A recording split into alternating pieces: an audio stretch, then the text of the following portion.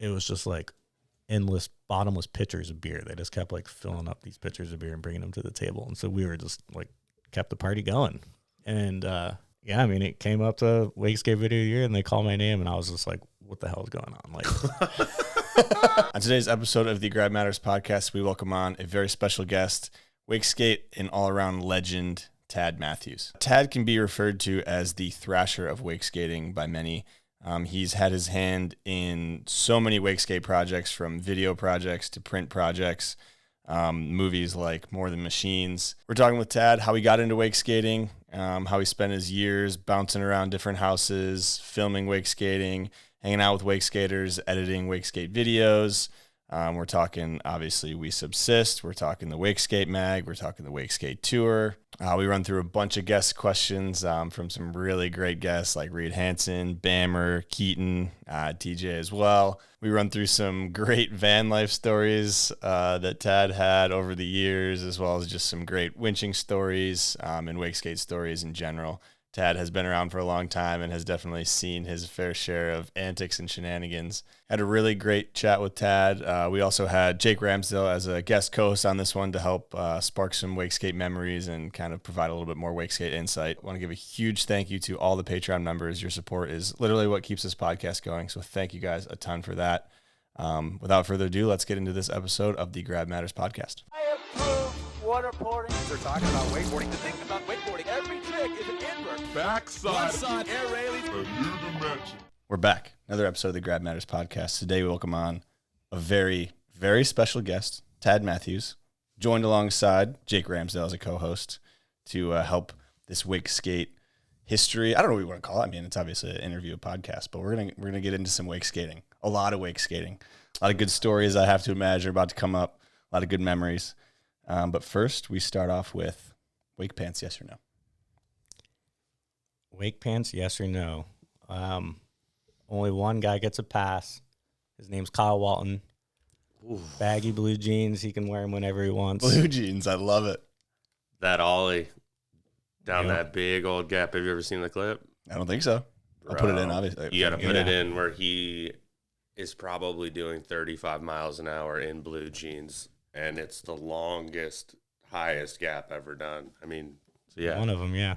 Put it I'd in. say one Okay, of so them. one person, though, gets the pass on the wake pants. Yep, I'm only giving Kyle the pass. I like it. And we could talk about that. That's a fun story too. We Let's can do it talk right about now. later. Why not? We're Okay. talking about it right now. I mean, Okay. So I was on a trip filming for More Than Machines with Ben Rehn, Chris Zachary, and Matt Hooker.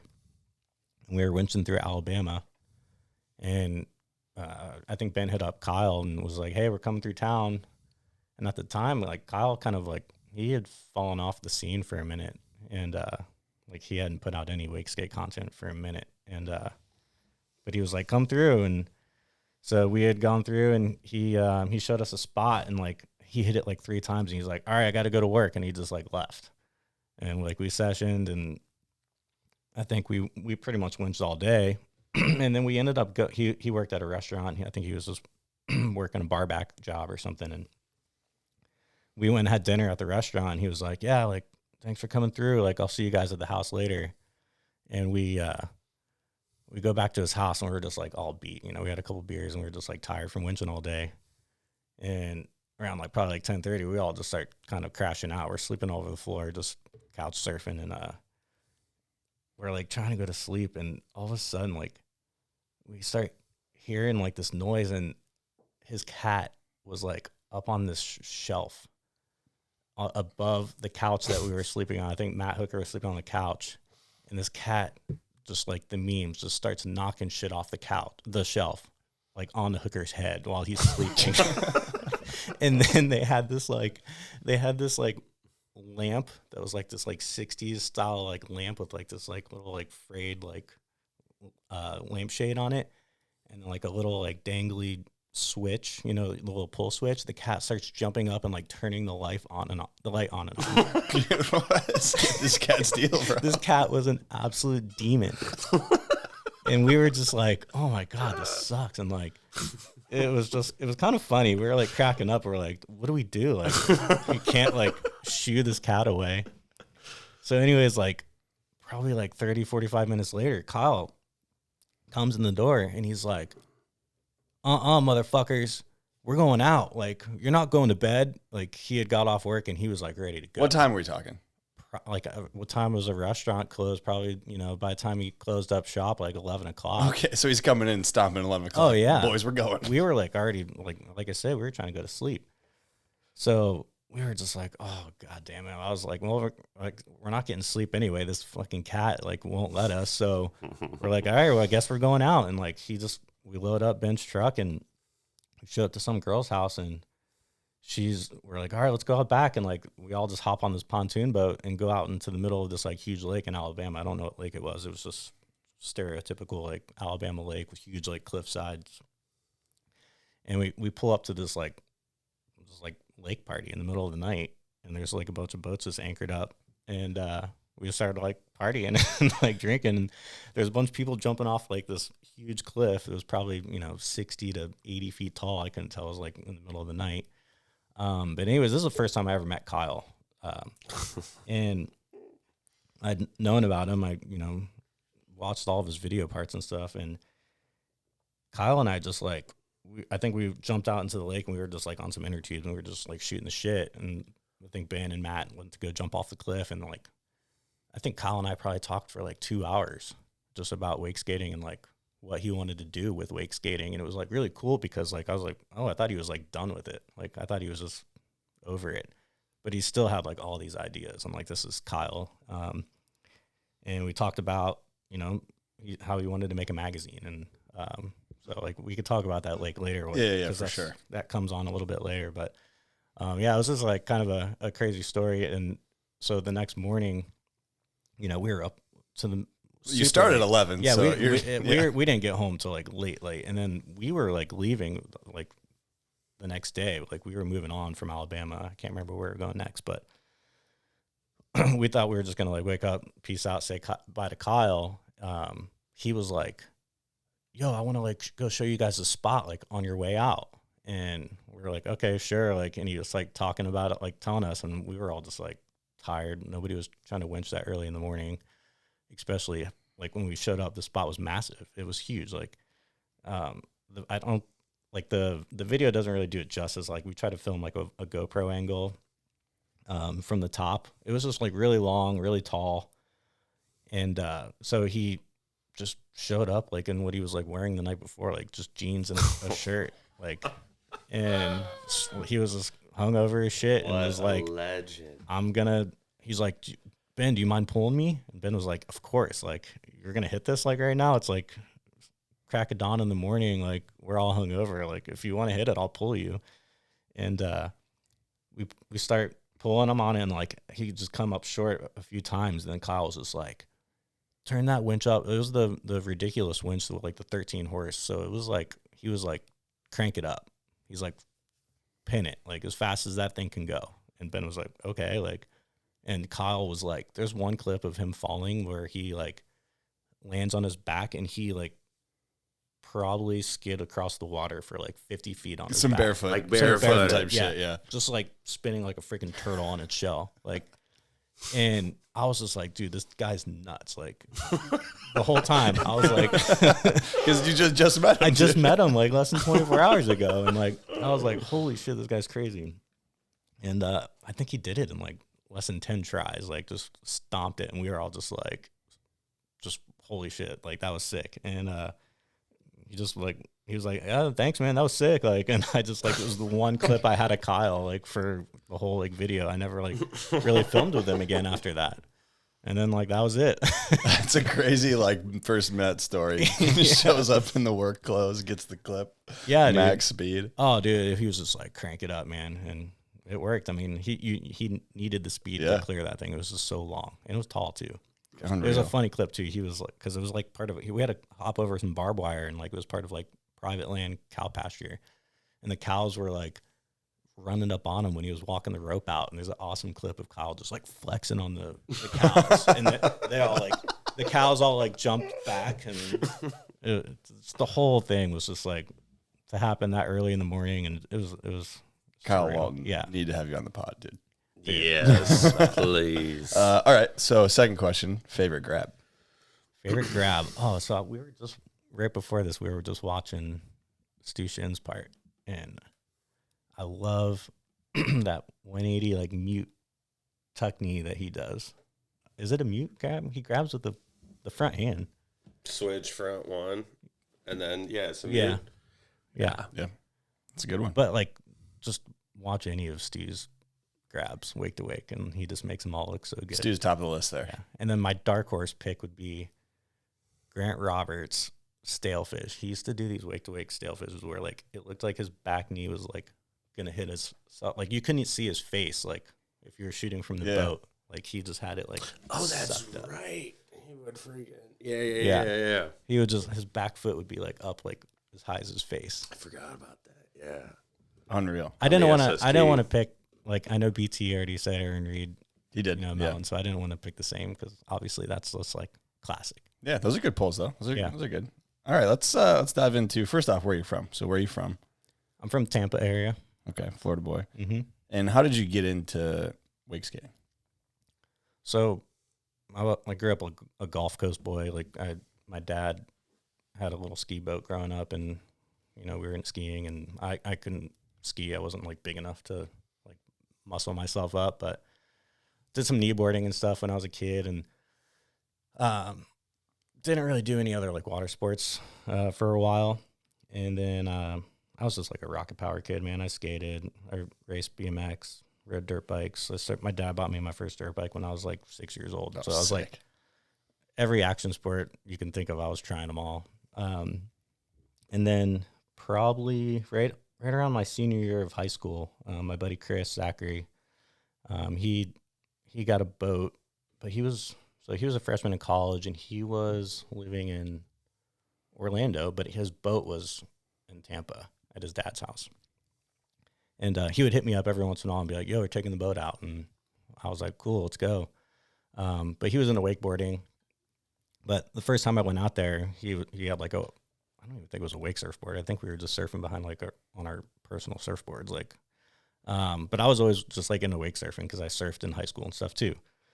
But then eventually he had a, what was it? The Hyperlight foam top with the bright green foam. You know what I'm talking about?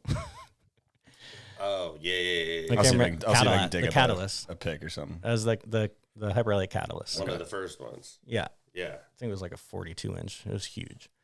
But I remember riding that, just like a little barefoot session. I was like, oh, no, this is sick. Like, I like skateboarding. Like, this feels cool. Like, I never once wakeboarded. Like, he would wakeboard. I remember he was doing tantrums and like 360s, stuff like that.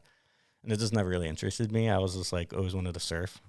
Okay, I mean, so is it like, was it the foot strapped in thing that didn't interest you, or like, because that's super fascinating to me. Yeah, I think so. But I think I just like the surfing more because that's something that I actually did. And like, maybe it was something about not wanting to like learn something new. Also, I remember just like him getting broke off pretty bad a couple times. And I'm like, damn, like. When your feet are strapped in, you can take some slams, dude. Yeah. Yeah. So, I mean, I don't know. Like the wake skate stuff, immediately I was like into it. Yeah. I was hooked. Yeah, definitely. So I guess, walk through that progression a little bit more, like getting the first wake skate, or I guess you did talk about that. But yeah, like, I went. Get more into it. I went and bought, what was the shop called? So there used to be a lake over in Tampa called Tower Lake, and they did a lot of the wake contests over there. Right across the street, there was a shop. I can't remember what it was called, but I went and bought a Liquid Force Impulse asymmetrical 41-inch. It was like the graphic with the little kid playing the guitar or someone playing guitar or something. What year do you think this was? Probably like 2005. Okay. So I went and bought a wake skate. I think I bought a vest the same day, probably like a rope. And I was just like, because my parents had a boat. I guess I left that part out. But they had this like little, one of those Sea-Doo jet boats. Oh yeah. We all know the vibe. And that's like what I like really started to like ride behind, which sucked. Like I was trying to like get all my homies who didn't wake skate, just like calling whoever I could to come pull me. Like, hey, like you want to go out on the boat? Like, and then I would just get so frustrated because those things were impossible to keep one speed. Like they were just like, definitely. Like, not made to do that. Yeah. It was hard to even get up on that thing. Like if the person wasn't good at driving, like, so I would ride on that when Chris wasn't in town, and when he come in town, I ride behind the boat. And then naturally I came across Wakeskating.com. Perfect. And then there's like a sub, I was asking questions, trying to learn whatever I could. There's like a sub forum called Find a Pool. So I just posted on there, and immediately my good friend, Kyle McCutcheon, was like, yo, come ride. Like, I'll come, let's go ride. And so he lived probably like 35 minutes away from me. He rode on Lake Seminole, and he was just like so stoked to like teach me everything and show me. Like after the first time we rode, he was like, you want to come over and watch Wakeskate videos? And I was like, hell yeah. Like, I've never seen a Wakeskate video before. Like, so first thing he did was show me Sfumato, and I was like, oh my God, this is sick. Like, hell yeah. And when it was over, I was like, can I borrow this? And he was like, yeah. He's like, and then I'm going to send you home with like some homework too. So he gave me, I think, Flatline and Linear Perspective, I think, were the other two that he gave me. Solid. So then I naturally just went home and like was watching those videos. Like, It's a good friend right there. Sending you home with some homework. Yeah. Yeah. He's awesome. I love Kyle. I still keep in touch with him quite a bit. I think most people probably know McCutcheon. Like, he's definitely known, in the Wakeskate community, but he also like built cable parks for like a decade. So. His name's definitely come up quite a few times in this podcast, to say the least. So yeah, he's a rad dude. All right, so you're browsing wakeskating.com, you're getting more into it. And at this point in wakeskating, are you just solely thinking about you doing it for fun, not really thinking about getting behind the lens of anything or doing anything like that? Just I had no interest in like filming the sport. I was just hyped on it. Yeah, just frothing. I was having fun. Like, it was something to do in Florida when it's hot as shit out. Go hang out in the lake. Like, it was. Yeah, it was fun for sure. So I mean, obviously you're getting into it watching videos. Who are some of like the big inspirations rider wise that you had, as you're watching these videos? Who jumped out at you? I came across. I think I ended up borrowing a couple other videos for him. Kyle Walton, because he was. I feel like watching. I think his flatline part, and like my first DVD I bought on my own was In Its Travels, which was probably around that same time, 2006, I think, 2005. That movie came out, and so Kyle Walton. I really loved watching George Daniels' part in Its Travels. He's like his piano, his inside out stuff and his lip tricks. Like, it was really fun to watch him. I really loved. I feel like nobody ever talks about this part, but I loved Danny Hampson's part in Pre-Pop. The song was like super sick and just like classic Danny on the Green 4 track. I love that part. That was like one of my go-tos to watch before I went and rode. Okay, so I have a question on that actually right now, because that was like a mostly wakeboard movie, Pre-Pop lines. Yeah. What are your thoughts on, like, back then at least, what were some of the wake skaters' thoughts on wake skaters having parts in wakeboard videos? Oh, I don't think anything. Nobody ever had any nobody had qualms with that? No, okay. No, not at that time. Yeah. They were just hyped to be like part of a video. Like, and Later, Danny had a closer in that video. Like, his part was the ender. It was sick. That song was so good too. Yeah. Later on, was there like ever weird, I guess, feelings of like, oh, that's a wakeboard movie, like wake skaters should do wake skate movies? I don't keep think it separate so. Or no? Not at that time. Okay. I think you would just skip past the wakeboard parts you didn't want to watch and go to the wake skate sections. There it is. The only time you see the full movie is at the premiere, and then when you get it later. Yeah, I mean, some of the wake. Yeah, there's not a single like wakeboard part that I remember like watching. So that's good. Okay, so I want to get into meeting Nick Taylor. So when and how did you meet Nick Taylor? Wakeskating.com.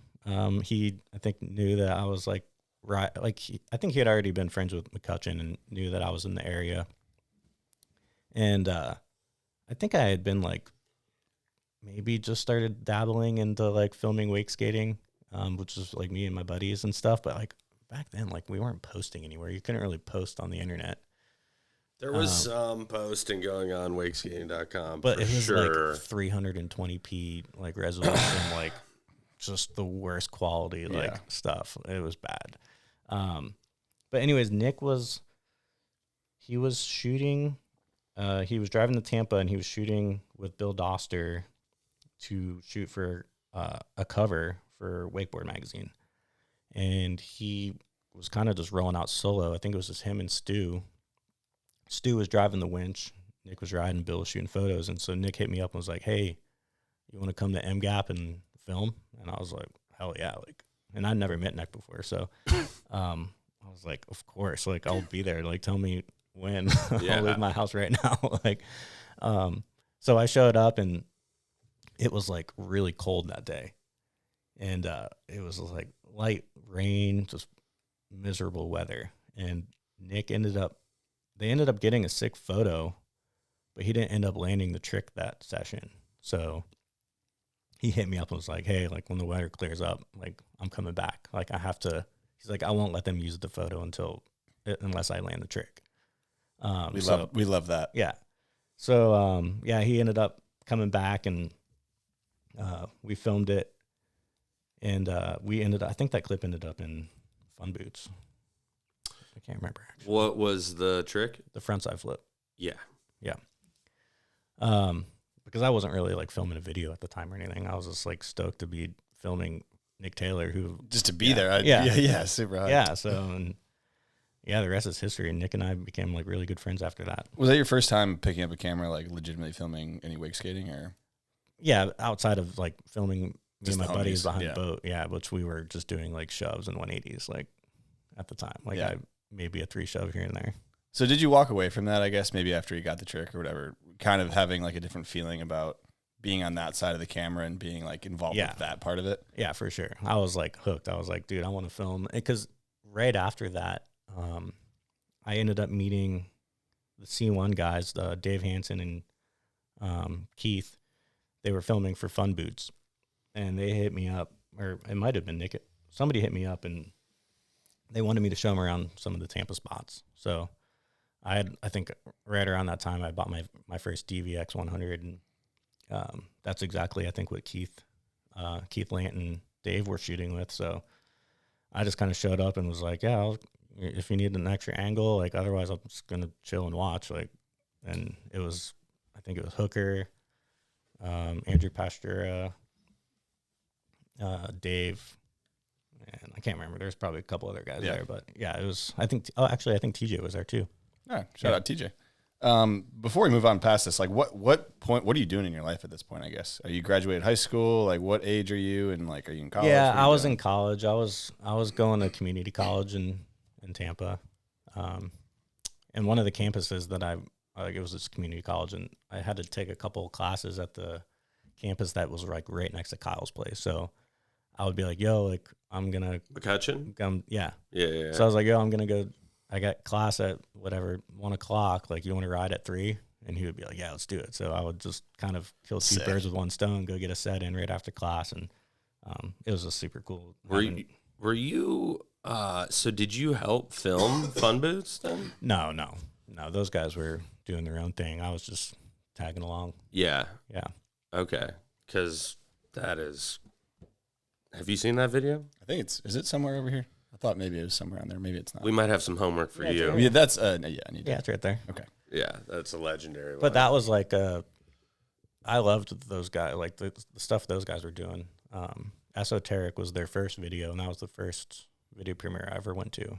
And like kind of like my first taste of like the Wakeskate, like I guess pro like scene, showing up to the premiere and seeing all like the guys I've watching videos, and it was at ODub.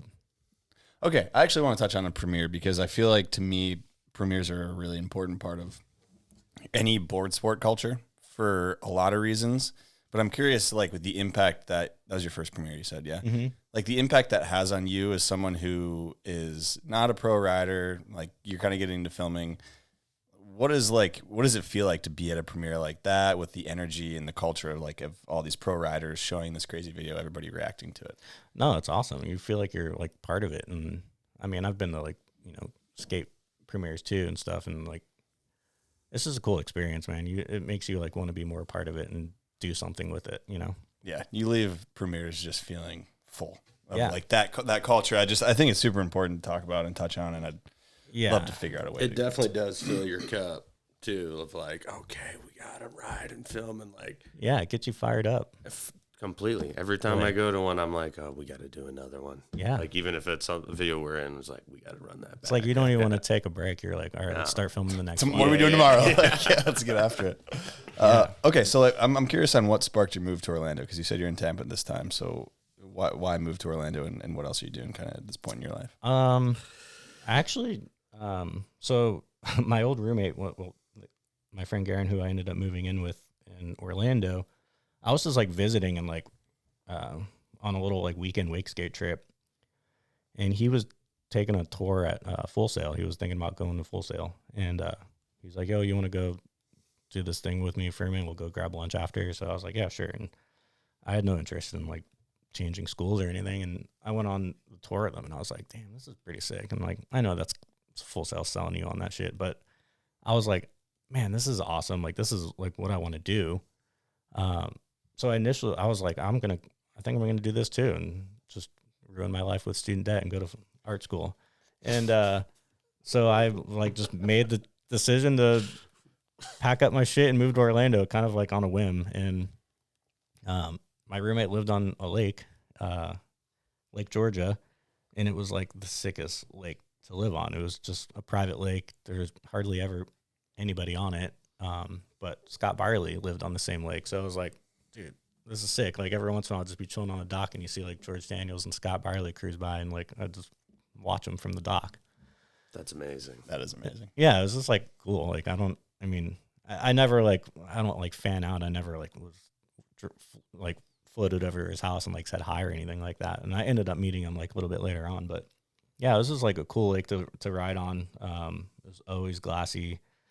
There's like a cove on one end that we used to just like turn around in, or just like you can get a couple tricks in if you're on the Sea-Doo, but it was like the perfect like little spot to turn around. So like if you're riding boat, when you turn around the cove, like none of the rollers Just go keeps into it the pristine. main lake. Yeah, it was like, and then on the other end there was like an island. It was like almost like a little radar lake vibe. Yeah, it's like it's built for it. Yeah, it was sick. So Okay, so when does gravel pit come into play here?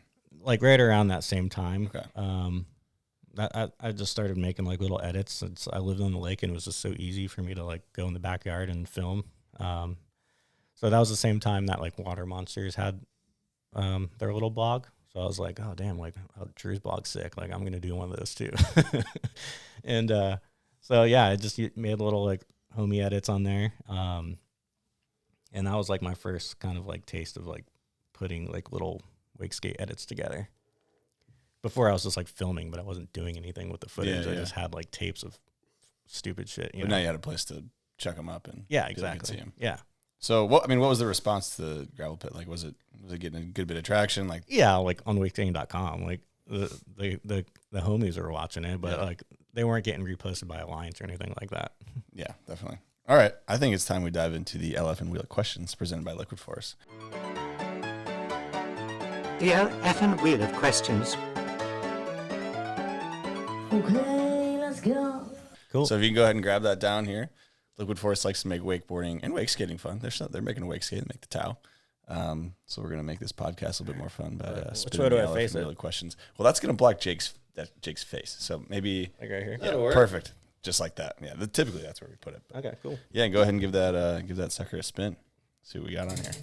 Oh, It's got to go all the way around once. That did not spin like I thought it was Price gonna is do. Right rules. All right, so Yeah, I maybe- need to give it some. Maybe got a juice. rusty bearing in there or All right. something. It didn't spin. There we go. There we go. Okay, so we got a sneaky hard trick on a wake skate, obviously. Which to me, every trick on a wake skate's hard. So, but what's one to you that is like a sneaky hard? Like maybe like if a wakeboarder sees it, they'll be like, "Oh, that wasn't that impressive." But like a wake skater sees it, and they're like, "Oh, that was more." Than Jake's probably better at this question than I am, because like I'm not like throwing down all the tricks. Let me hear your answer. Yeah, what do you got, first. Jake? What do you got for? Switchback big.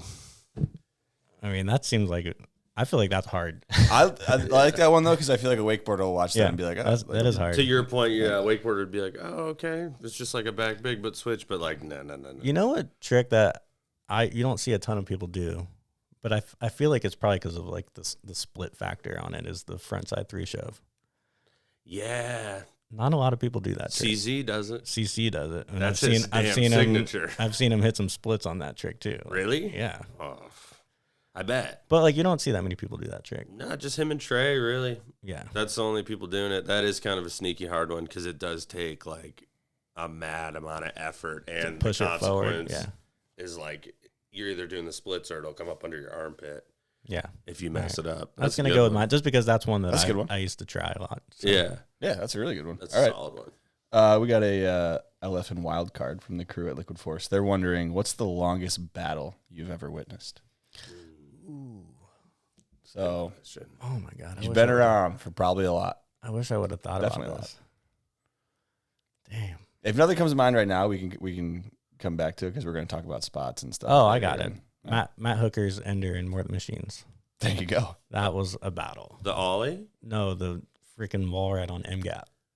Oh yeah, you just said that. That took him was a while. battle. Was that a couple of visits or? Yeah, what are we It talking? might have been 2 visits. Yeah. Yeah.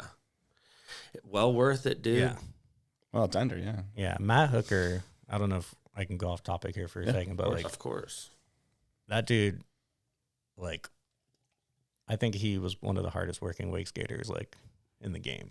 Like the tricks just didn't you know, they come easier to some people than others. Like, and he really had to put in the work, and he just always did it with a smile on his face. Like he just loved wake skating. So He's not getting mad at it, but he's still keeping at it. yeah, I mean he would get frustrated, but like he wasn't slamming boards or anything like that. Yeah, absolutely. That's a good answer. All right.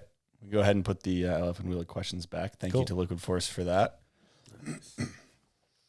And I think it's time we dive into a guest question from Keaton Bowlby. Ooh, Keaton. Yo, guys, thanks for reaching out. Hunter, I'm a big fan. Wakeboard or Wakeskate, you make these podcasts enjoyable to listen to. Tad, I'm so excited for you to be on this show. All your knowledge is about to be spread. I'm excited for people to hear what we've all been pushing for on the inside with you at the forefront of the media.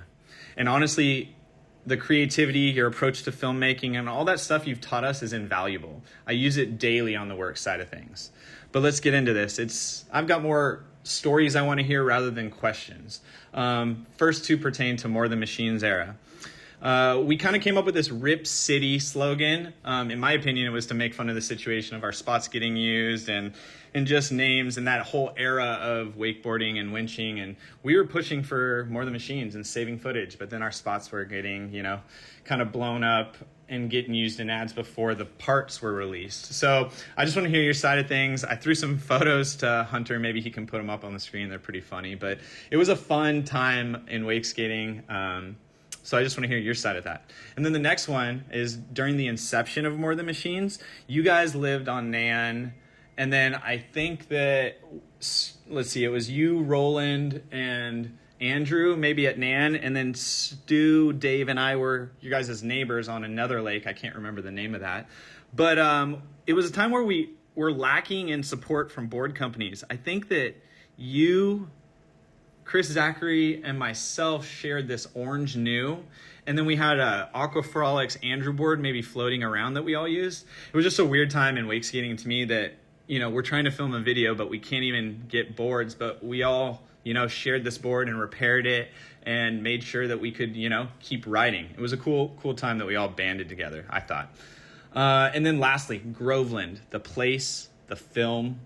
I just want to hear your idea behind it and your approach and why you guys made that. I mean, in my terms, in my life, it was the era of when the barracks was huge. So we were seeing this private skate park and everyone was going there daily. And then you guys made one on the water, ledges, drops, flat bars. We were winching it. It was amazing.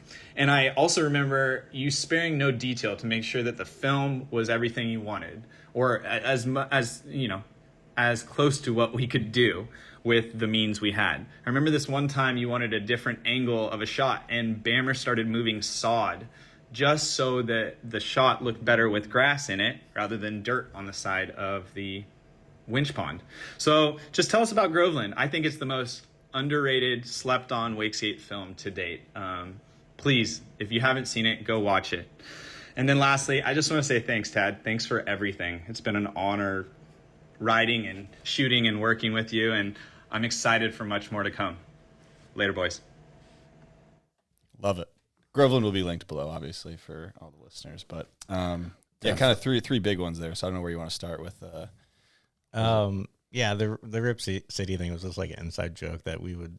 It was like a spinoff of Shred Town, Rip City. Like it was just like it was our way. Because like, I mean, I love those guys. Were awesome. Like they were doing some badass shit, and they were obviously doing shit that nobody else was doing. But we all just felt like, oh, like these guys are like he said, they were like coming into town and hitting our spots and like bringing kickers to our spots and stuff. And I was just like, this is weird. And like, so we were just, it was just all for fun. And then the second one was, you guys sharing boards, repairing boards. And oh stuff. yeah. I mean, dude, when I moved into the Lake Nan house, Andrew had had the master bedroom, and then Chris and I were like, we lived together, and then we were going to move into the Nan house, and we were just like, let's just share the master bedroom. It was huge. So we just put 2 beds in there, and like, just for, it was like only for like a month or two. Cause I think like he said, Stu was moving out. So it was just in the interim until Stu was moving out.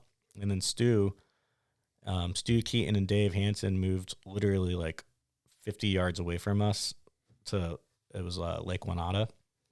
So there was like this little cut through. This old lady like I don't think knew we were cutting through her yard, but we could just like cut through her fence and be at Stu's house.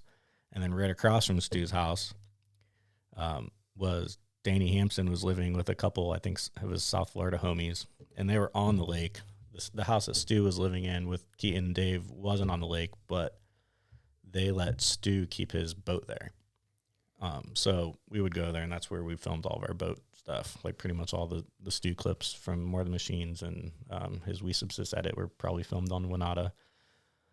But anyways, so when we moved into the Nan house, Andrew had moved out of that room, and he was just like, I'm kind of just going to do Andrew things and disappear. And I don't know where he went, but anyways, he left a Wakeskate in there for me, and he was like, yeah, you can have it. And I was like, hell yeah. Like, so it was just like hit one of his, I guess it was his pro model remote at the time. But yeah, so we all used that Wakeskate, and we had that orange Wakeskate for a minute too. We were just all kind of broke. Like we didn't want to spend $400 on a new Wakeskate, they're kind of expensive. And, so yeah, like Chris and I have always shared a Wakeskate. We just always like rode the same size, and it just worked. Why do we need 2? Yeah, Just have exactly. one? We were just like, we're roommates, and like we didn't really need 2 Wakeskates. And I think we ended up, getting a couple others and having some old shitty ones to turn into like lock-in boards and stuff like that. But yeah, it was a good time. I mean, and Keaton, he had a little stint in Orlando, and then he ended up moving out back west. But I wish he would have stayed in Orlando, because he probably would have had a full part in More Than Machines. So should have stayed, Keaton. Should have stayed, Keaton. You had it right there, dude.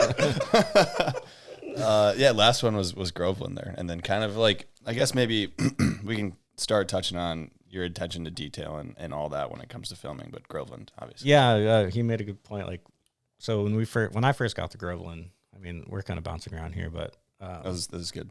Whenever I got to Groveland, because Kyle was living there with Josh Sintmeyer, and Kyle wanted me to be kind of closer to, work on the Wakeskate Mag. And so he was basically like, hey, if you come down here, like we won't charge you rent, like just work for the mag, and like you could just crash for free. And this was probably like year 9 or 10 of me like couch surfing and living out of cars and vans. And so I was like, cool, whatever, new spot to go sleep on the floor. So I showed up, and like we started like building this. I mean, they had already started. They had the start of a pool gap, but it was basically just like a mud pit with a white tarp, and it just kind of looked bad. Like I didn't want to shoot on it at all.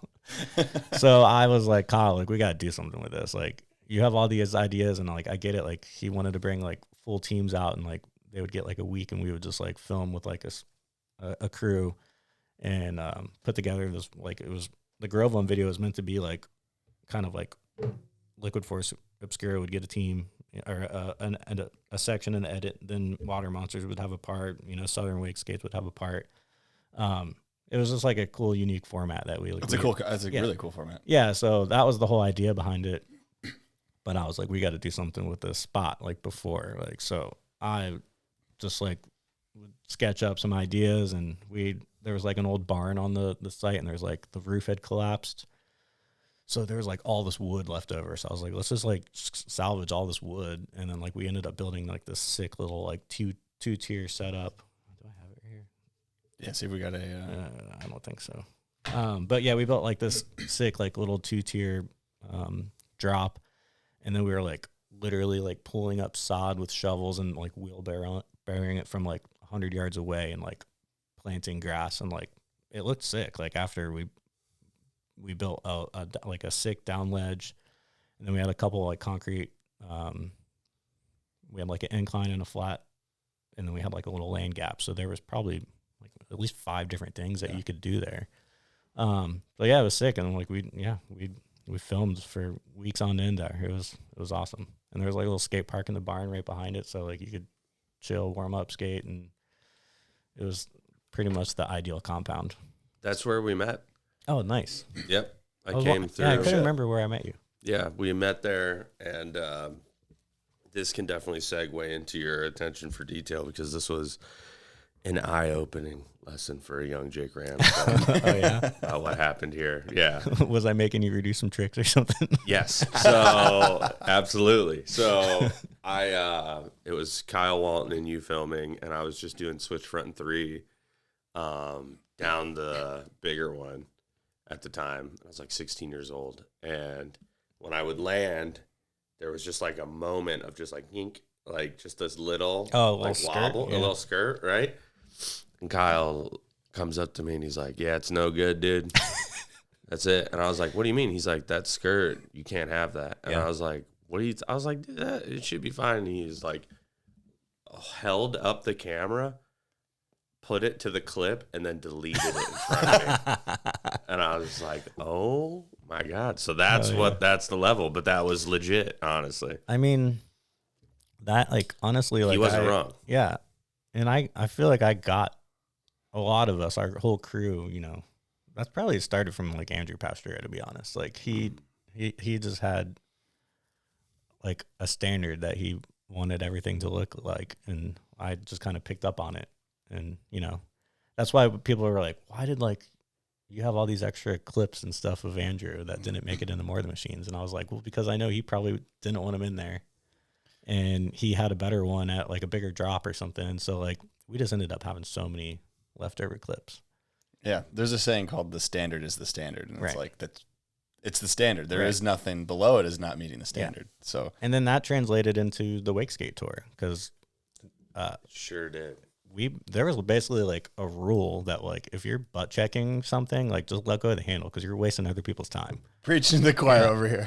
Like, don't try to ride that out and go turn around at the end of the cable at on the other end of the system. Just like drop the handle and like Let's get on with it. Walk your ass back to the dock. Yeah, Like, yeah, I agree with that for sure. We'll touch on Wakeskate Tour, More Than Machines. Obviously, a lot of stuff going on, but before we move on, I'm wondering what, like, you're talking about specific clips and they got to meet a standard and all that. I'm wondering what was the craziest thing you saw go down that didn't make the cut. So didn't make it for one reason or another, but whether it was a sketchy land or whatever. I mean, there's like, I don't know. I feel like there's a clip on the web video of Andrew. I think where he did the pole jam big spin, and like it just looked weird because he was wearing like a wetsuit, and we just didn't like the way it looked. So the trick was fine. Everything about it was sick. I mean, it made it into a video. Like, it was sick. Though, yeah. Not a full video, yeah.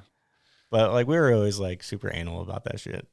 The wetsuit stuff? Yeah, I mean, especially, you know, some people used to wear like board shorts or their wetsuits. Like, I'm not putting any of that in the video. Like, you know, but that was a long time ago. Get along weird. We're yeah on the same page on that one. But like, I'm not saying there's obviously wetsuit stuff that like we ended up using, but like most of it in More Than Machines wasn't in a wetsuit. Maybe like a top or something. But so I'm curious on like the specifics on why that is, because I have my thoughts on like why, but I'm curious on your thoughts on why. I don't know. I just think it, like, you know, we come from skateboarding. Like it looks better when you're in just normal clothes.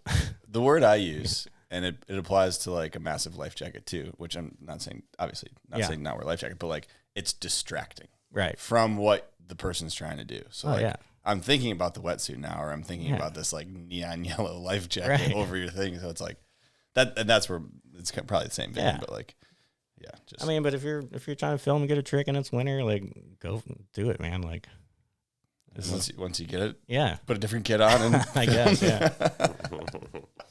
that's fair. Okay, I think we dive into more than machines, unless there's anything that's jumping out, before this. No, I think we can jump over. Right. And I think we kick it off with another guest question from Bammer Rehn. Oh, nice. Yo, what is up, my dudes? Bammer. Hunter, thank you. Tad, freaking miss you, dude. Yeah, I got I got a lot of different stories. I didn't really know what to ask or where to go with it, but I do have a couple. First one, pretty important. A lot of these people might not know. So what is a cookie party, and what are the rules to a cookie party, if any? And then when you were filming More Than Machines, was there any point where, you kind of realized what that could be or what you were working with? Was that the plan from the beginning? That video really, I think, holds a place in all wake skaters' hearts. And I think it's my favorite. So I'd love to kind of hear what that was like during that time. And then one last thing, did you have a favorite, or do you have a favorite photo or shot, or maybe even just trip or experience during the Wakeskate Mag days? Kind of just one standout moment. I'm sure there's all kinds. You can tell them all if you want. All right. Later, boys. Thank you, Bammer, for that. So, yeah, you want to start off with cookie party? Cookie party. I mean, I just love cookies, man. It's my sweet treat of choice. And the rules are you have to eat a whole sleeve if you're eating cookies. So Oreos, whole sleeve. Chips Ahoy, you got to eat the whole sleeve, man. Dang. Okay. You don't have to do it yourself. It's a party. Like, you just got to crush. She's got to be done. Yeah, got to delete the sleeve. Do some work. Yeah, delete it. Okay, I like those rules. That's a great rule. That's absolutely. And then More Than Machines. So when I started filming it, I didn't really know what I was gonna do with it. In my mind, I was like, I want to film like a full length video. So right before that, I helped out with Aquafrolics. So I was shooting with the HVX, and Matt Staker was shooting Aquafrolics with the HVX. He had gotten double booked. He was shooting another project, and all the Nike guys were in town staying with Silas and Henshaw and Claremont. And I had already been filming with Andrew, basically just hey, I'm trying to get a couple clips for Aquafrolics. Do you mind filming? And I think it was his grape flip, and I can't remember one other trick, maybe the backside 360 kick flip. But anyways, they needed somebody to film. They were hey, all the guys are in town, and they're just trying to get some clips to wrap up the video, fill some spots. And so I went out there for a week, I think, and just filmed every day with the Nike guys, and just shot a bunch of Sea-Doo stuff out on Henshaw's Lake. And so I was my first experience filming multiple I guess pros all at once. I was just damn, this is so sick. Every time I'm shooting my camera, I'm just getting badass clips. I've never had that experience. Most of the guys I'm filming with, you got to put in the work. So I after shooting with those guys, I was man, I want to do this. This is all I want to do. I just love it. So I think that video was just so it was the first HD Wakeskate video to come out. It was 6 slow-mo, 6 spots, just the cinematography was really good, and I was this is what I want to do. like, I can do this. I'm using the same camera as Staker. Why can't I do this? So that's kind of like the bar that I was like set. Like, that was the bar that was set at the time. That was the sickest Wakeskate video to date. I want to one up it. Like, basically, I was like, I know I can do better, because that video didn't have a ton of winching in it, you know? So we were just doing a ton of winching. You know, I didn't even really watch other Wakeskate videos. I just watched skate videos. Like, at the Nan house, it's like all we did is watch skate videos. And so that's, you know, where my inspiration came from. So I was just like, I want to film full parts. Like, so the day that I graduated from Full Sail, I pulled up to the parking lot, didn't even get out of my car. I uploaded my final portfolio like to the Wi-Fi, and then I turned around and I drove to Andrew Pasteur's house and like spent the summer at his house and just filmed in Ohio for like a month or two. Like, just lived in his basement. And we kind of went back and forth. We made a couple trips up there, and but like, yeah, I was just like, from the day that I graduated, that was like, it started a decade of being a Wakeskate, like, I don't know, just living out of cars and traveling and Filming legend. filming more than machines. And so I think I filmed for like a year straight after that. Just like, that's all I did every single day, pretty much. I think it was Keaton who I was talking to, and he said that you were the Thrasher of Wakeskating, basically. Like that, like for the listeners and the viewers, I think that's like a good apt description of. Yeah, and that's kind of like, I guess that would, you know, we can get to that, but yeah, that kind of segues into like WeSubsist. But yeah, we still got some more on More Than Machines. Yeah, we could. Yeah, that's what I'm saying. We could. But he was also wondering favorite memory from the Wakeskate Mag days. You got a favorite photo? We get photo. Wakeskate Mag too. I don't. It's hard because I shot my favorite photo is probably the one I have of this one. There we go. Trav Duran, just because this was like my first cover I shot, so it means a lot to me. Like, and it was, that spot's gnarly, and Trav Duran is an absolute maniac on the Wakeskate. That's why they call him Hurricane Trav. One of the reasons. Yeah. So that's probably my favorite photo, and then like my favorite experience was probably the can tour. We did a trip with the aquarium team. Like, we did like 3 stops at cable parks, did some demos, and just winched along the way. It was like 2 weeks or something like that. But that was a really fun trip. Yeah. Sick. That back lip is legendary too. Is that the one that he shoved out of? I don't think he shoved out of that one. No, he went back and did some shit. Yeah. That's absolutely.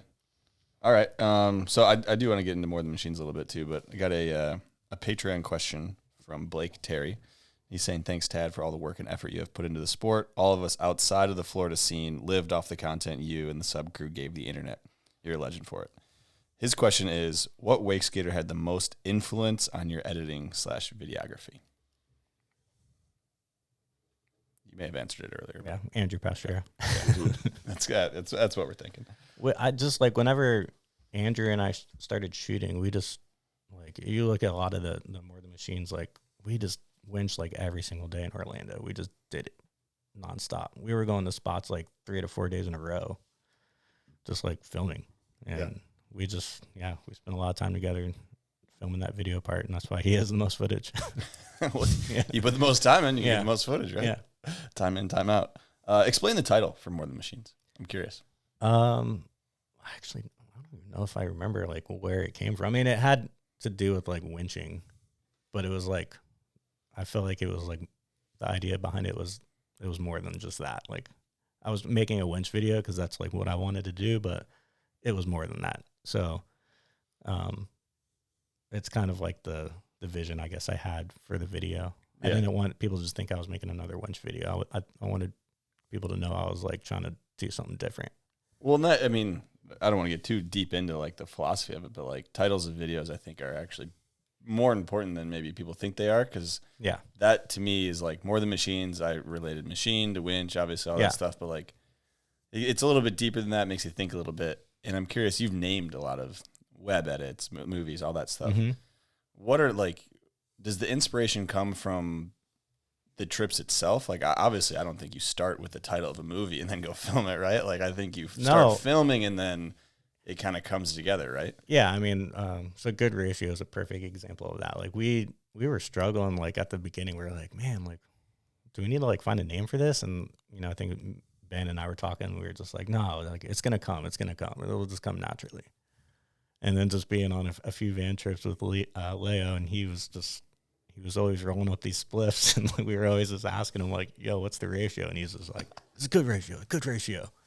And then it just became like a little inside joke, and like, dude, that would be perfect for a video. Like, he just told me that story 2 weeks ago in France when I was hanging out with him. Oh, he did? Nice. Yeah, yeah, it's cool to hear it again. Yeah, so, but like, yeah, I like when they come naturally. Yeah, and that's when they're the best. Super too. organic. Yeah, and it doesn't. A good title, you don't need to know the story behind for it to be good. Like, Good Ratio is a good title, but now that you know the story, it's like it's even better. Like, I like it even more. Yeah, for sure. So I'd say with More Than Machines and all that stuff. The coolest Frenchmen rolling spliffs is what inspired all that. So were there sponsors for this video? There's some logos in front. Yeah, I mean, I had obviously I help from remote. I mean, they were just like people helping me out. Like I was kind of funding everything myself, but remote was a big help. And then just obviously like Andrew, like Watermonsters wasn't really popping off just yet, but I'm trying to think who else. Did you see any other logos on the front? There's a Nike logo on the front, but just because. Yeah, Nike. Yeah, I mean, Silas, anything that I did in the Wakeskate world, Silas was a part of. He's backing. Yeah, I think pretty much my whole career to Silas. You'll see an ongoing trend of just probably 4 names of people that like did everything for me. Well, I mean, yeah, that's the people you're spending a lot of close time with. Yeah, too, right? It makes sense. Yeah, so Silas was my sponsor for that video.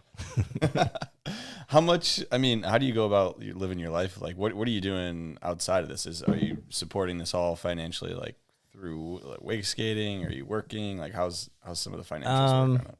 Yeah, I was actually just doing. I was getting like some side jobs through Nike after I shot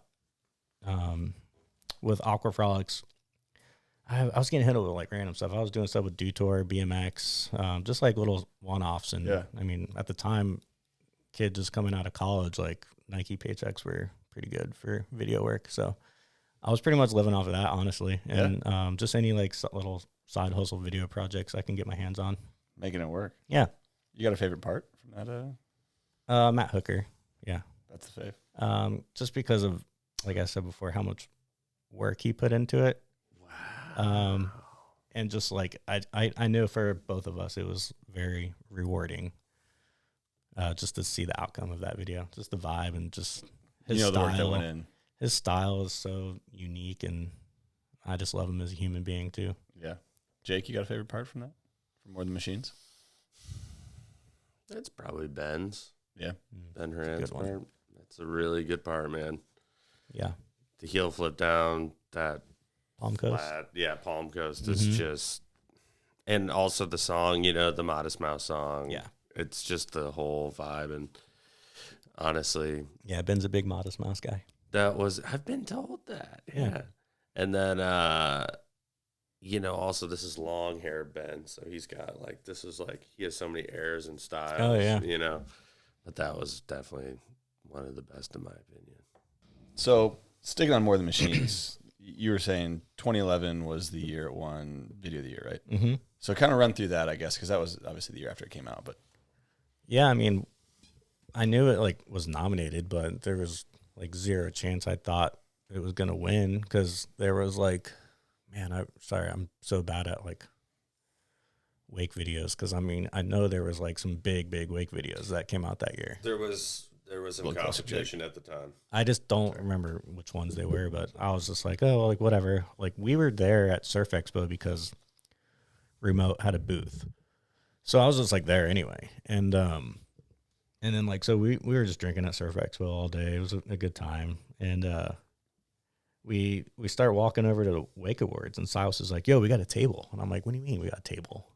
He's like, Nike 6.0, got a table in VIP for us. And I was like, hell yeah, that's sick. And we show up to the table and it's right in the front.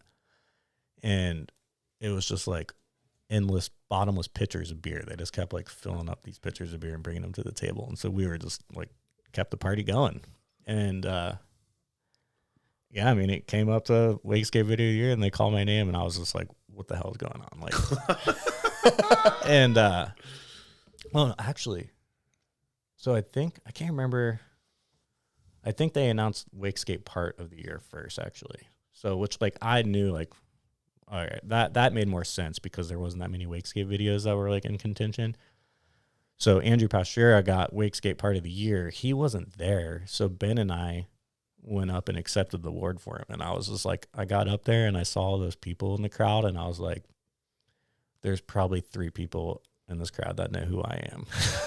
Like, I was like, what am I doing up here? And like Ben and I were just, we were pretty buzzing. So like we had a good time with it, and we were laughing and accepted the award, and went back down, and then like 2 minutes later, Wake Skater of the Year.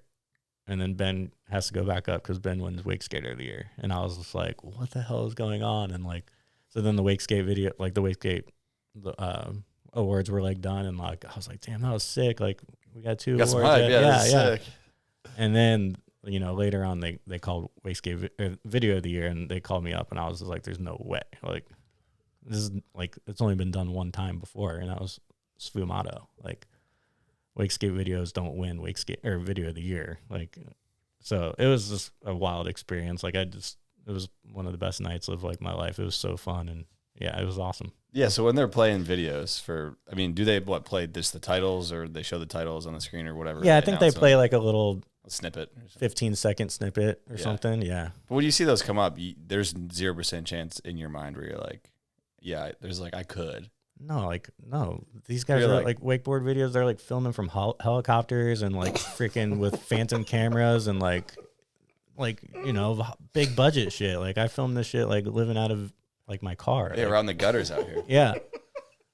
So yeah, I had 0 chance. I thought that we were getting Video of the Year. Yeah. Was there an after party after this? You guys get after it after winning? Oh yeah, we went down. So. Yeah, we went downtown, and tied one off. As you should. As you definitely should. Yeah, it was. Yeah, we kept it going. So I got some questions on just videos in general, I guess, before we get into WeSubsist and some other stuff. How do you go about choosing music for a part, web video, any of that stuff? That's a great question. I mean, I just keep ongoing playlists. Like, whenever I hear a song that I envision that I think it's usually like timing. I'll think of the timing, and like I know the timing of like wake skating, and I can envision like how I want it timed. Some people time stuff different. Like, if you're gonna land a trick on a certain part of the beat or whatever, like in my own head, I'm like thinking about that when I'm listening to a song. And sometimes I'll have rough edits with no music on it, and I'll just play it. I'll just click a song in the background and just watch the video over and over again. Like, I mean, I feel like it's pretty standard in terms of how people pick music, but I don't really know how other people do it. Yeah, I just think it's a big part of it. Like I've said a lot of times, and so I'm just curious, like, whether you got the playlist or how that goes. But yeah, I mean, I keep a playlist anytime I hear a song, and it's just I don't even really make Wakeskate videos anymore, and I still like make playlists for songs that I think would be good for an edit. Yeah. So I'd like to see that. Yeah. Need to look at some of those songs. Yeah, for sure. What has been your favorite spot you've ever filmed at? Well, I think I'm pretty sure TJ already said it, but Pandora in Australia was sick. That's just like, there's nothing else like it. Unreal. Yeah. Other than that, like, we had some fun. We called it the Danger Dam. It's the spot in More Than Machines where you can like hit it as a wall ride. You can hit it like as the little hip feature. That one was just unique. It's like, there's nothing really else that's been done like, or at least hit like that. And then one of my favorite like looking spots is I love the KC ledges. Those are just look like they're built for wake skating. I don't know if you guys know which ones I'm talking about, but yeah, Ben Rehn does nose slide shove, and then Josh Entmeyer does front nose down one. So those are just like perfect. Yeah. Oh yeah. These weren't in a Nike Wakeskate video at some point, were they? Like one of those winch tour things? No. Okay. It looks like it has like a big 2-stair next to it. Yeah. What's your least favorite spot you've ever been to or filmed? Could be for a variety of reasons too. Getting busted, just Oh, couldn't yeah. get an angle. Like, I don't know. Or an angle that you loved. I don't know. There's a spot in California that we tried to hit a couple times. It's at Best Buy. And it's like, it looks cool, but it's like really hard to hit. It's like you have to like ollie up and into the pool and then like go out of it. It looks like it'd be like an awesome spot to shoot, like visually, because it's like this big rock feature, like waterfall. But it was just a pain in the ass. And then we got the cops called on us, and the cops thought like I had a bomb in my Pelican case or some weird shit, and it was just like a whole ordeal. It was just it was it was a super annoying session. That's just like, I'm sure there's like a ton more, but that one just came into my mind for some reason. Okay, that brings up a Patreon question from Bobby Sutherland. So thank you to everybody on the Patreon. Your guys' support is really what keeps this podcast going. So thank you all. And he's wondering what your favorite story from a winch mission was that was a bust. So that was obviously a bust. Maybe having a bomb. It's pretty good. Yeah, Pretty I mean, good that story. kind of hit it on the head right there. I mean, there. I don't know if he wants me to say this, but we were on a mission, and I think it was around here in Windermere, maybe. Did James used to live over here? McGuigan? Yeah. Yeah. Where's that like series of like, there's like rock spots like in one neighborhood. There's like 3 of them, and like I think it is around here. But anyways, James had a trespassing warrant at one of these spots and decided he was going to take us to show his spots. And then when the cops came, they were like, "We know you. Like, you're not supposed to be here," and you got arrested. Were you guys even hitting it, or he was just showing you? We hit it, Oh, and you then were they, I mean, we got trespassed. Like, so like I haven't gone back Serious since spot. then. Yeah, so I actually went back to one of the ones in that neighborhood on a Watermonsters trip, and I was like, well, it's a different spot. Like they can't do anything to me. And when the cops came, I tried to like sneak away, and the cops were like, Keep the head "Where do you down. think you're going?" And I was like, "Oh, I'm just putting my Pelican case in my car. I'm going back." And they're like, "Yeah, you need to go back. Like she's taking your information." Like, but I tried to dip. I was like, I'm not trying to get arrested. I'm not trying to run that one back. I know how serious that place is. Yeah, I mean, it sucks. Like some of the cool spots that I have trespassing warrants. Like I can't go back to Metro West, and that's just like a classic spot. I got busted there. How many do you think you have total? I don't know. At least over 20, I'd say. Like, I mean, every time a cop comes and they're like, "You can't be here." Like, there's been so many times where like, I don't know if they're actually warrants though. Like, They time out. taking your name. They time out. Do they? Mm-hmm. I think you should be good. Okay, Trespassing times out? Mm-hmm. I should look into that. Are you a lawyer? Huh? Marcus, I'm pretty sure. Oh, Marcus told okay, me yeah, about Marcus. All right. Oh, I trust that. Yeah, if Marcus says it's okay, Marcus I'm going knows, yeah, I back. trust that. So what's your attitude when you guys are getting kicked out? Is it because I feel like skaters throughout the years have had different attitudes. Skateboarders. I've had some.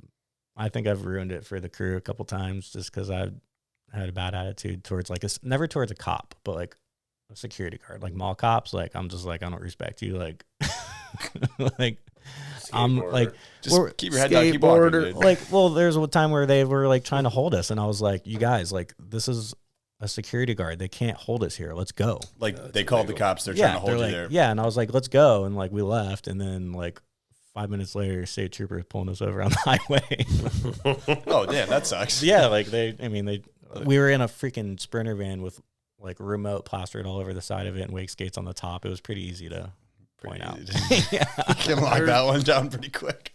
There they go. Yep, that's them. Damn water hippies. Oh man. So I mean, we're talking about spots. We're talking about wake skating, so I might as well just keep diving into it. I'm curious on the scariest slam, or maybe worst slam that you've seen take place. So the worst slam I've seen take place wasn't actually winching. I think this was probably the last toe jam, but I was on the boat when filming when Matt Manzari went into the rocks, which was like the scariest thing I've ever seen on a wake skate. Like to this day, like I think everybody on the boat, like I think Sean Perry was on the boat judging. I can't remember who else. Like it all like is kind of a blur because it was just so traumatic to watch. And Dave Hansen. I can't remember who, dude. I think the only person I remember there was Sean Perry, and I just remember pulling the boat around, pulling up to the rocks, and just seeing like his body look lifeless, just like on the rocks, just covered in blood. And I was like, holy shit, that I just watched somebody fucking die. Like It was gnarly. And like we pretty much made a pact, like to this day, nobody's like, we've never watched the clip. Like I just don't want to. Like there's no, and like I don't even know if you could see anything, because I don't know if have you been to the projects on the boat lake? That like canal that goes back to like the boathouse, like you cut through there and turn around. He just hit a trick a little bit too late in the pass and like couldn't get back in time. So like I think we were already in the canal, like so he kind of went out of sight, like around the corner. But still, like I don't know. There's no need. Yeah, it was just, man, I'm so glad he is okay. Like talk about a badass. Yeah, I love Matt. Like he's such a warrior, dude. That dude's been through hell and back. There he is. Yeah, right there. We got his book right there. Yeah, staring at me. Yeah, but that was hands down the scariest thing I've ever seen happen. Yeah, absolutely. I didn't know you were there for that. I mean, it makes sense. But yeah, I was filming Toe Jam. I think it was Toe Jam, or was it? It had to have been, because Toe Jam. It was when he told the story. Yeah, because we didn't have boat events during Wakeskate Tour. It's like Toe Jam 2010 or something. Yeah, right around then, and then because it was like a front three that he just hit late and kept cutting out, kind of thing. Yeah. Yeah. Said. Yeah. All right. Diving into some more positive stuff, I guess. WeSubsist. So I feel like this is a good time to get into what is it, because a lot of wakeboarders who are listening to this are going to have no idea what that even means. Yeah, because we just talked about this. It doesn't really, well, the website doesn't exist anymore. But so essentially, WeSubsist was just a brainchild idea that TJ and I had, just, shooting the shit at the Nan house, watching footage. And at the time we weren't really I wasn't getting any support from like the wakeboard magazines. Alliance Wakeskate had, fizzled out years before this. So like there was still Alliance, but they didn't have like a Wakeskate specific like publication or like one person that was kind of like heading up the Wakeskate scene. I mean, they would, if I asked them to post a video, they would post it, but like I was just at that point, I was like, I'll just post my own videos like somewhere else. And I had always wanted to start a magazine, and like this was my way of like, okay, I can put these videos out and do cool interviews. Just like any idea that I had, like we did, like some cool DIY features with Rehn, like where we went to spots and like kind of like built them up and made them like a Wakeskate spot. We like did like ledges at spots and stuff like that. So like we just had like all these ideas that we wanted to like put them all in one place. Like part of me like hated seeing like a sick Wakeskate video get posted on Alliance, and within like 24 hours it was like off the homepage because of all the other wakeboard content that had been posted, just pushed it out of sight. Yeah. So I just wanted a place where like it was all Wakeskate, like one place. You where come here to see Wakeskate. Exactly. And so that's kind of like what I did with it. And like I was living with Roland at the time. He was hyped to like work on all these articles with us and shoot photos. So, and Roland and I both just had so much like leftover stuff just from over the last couple of years, just like leftover photos that just didn't make the cut, leftover clips that didn't make the cut. So I was like, let's just put this shit on the internet. Like, so yeah, we just started making like some cool edits, and I never really just wanted to post a video. So I'd always like turn it into like something more. Yeah. Make it an interview, ask them some cool questions, post some photos, have the video at the bottom. Like it was just, more of a experience for the viewer. So yeah, I mean, did that for a couple of years, and it was awesome. That was just kind of like what consumed my time after More Than Machines. I was going to ask what was the goal of it, but I mean, you kind of just ran through what the goal of it was to have basically a hub for Wakeskating, right? Yeah. So was there ever any like sponsor dollars coming into any of it there, or was it just for a little bit? Yeah. But it was like small, like and a lot of it was like product for trade stuff too. Like, hey, like I'll hook you up with this. And just, I had like a little ad, like sidebar ad section. So yeah, we had like a few small sponsors over the years. Yeah. Yeah. Did you ever visit the website, Hunter? Not when it was up. I think it's worth mentioning right now that this was easily the cleanest, most concise, highest level Wakeskate content collection that had ever existed. And like, it does speak heavily to your attention for detail, your eye, your style. It was just like the way that More of the Machines came together, obviously was so high quality that it won Video of the Year, second one ever.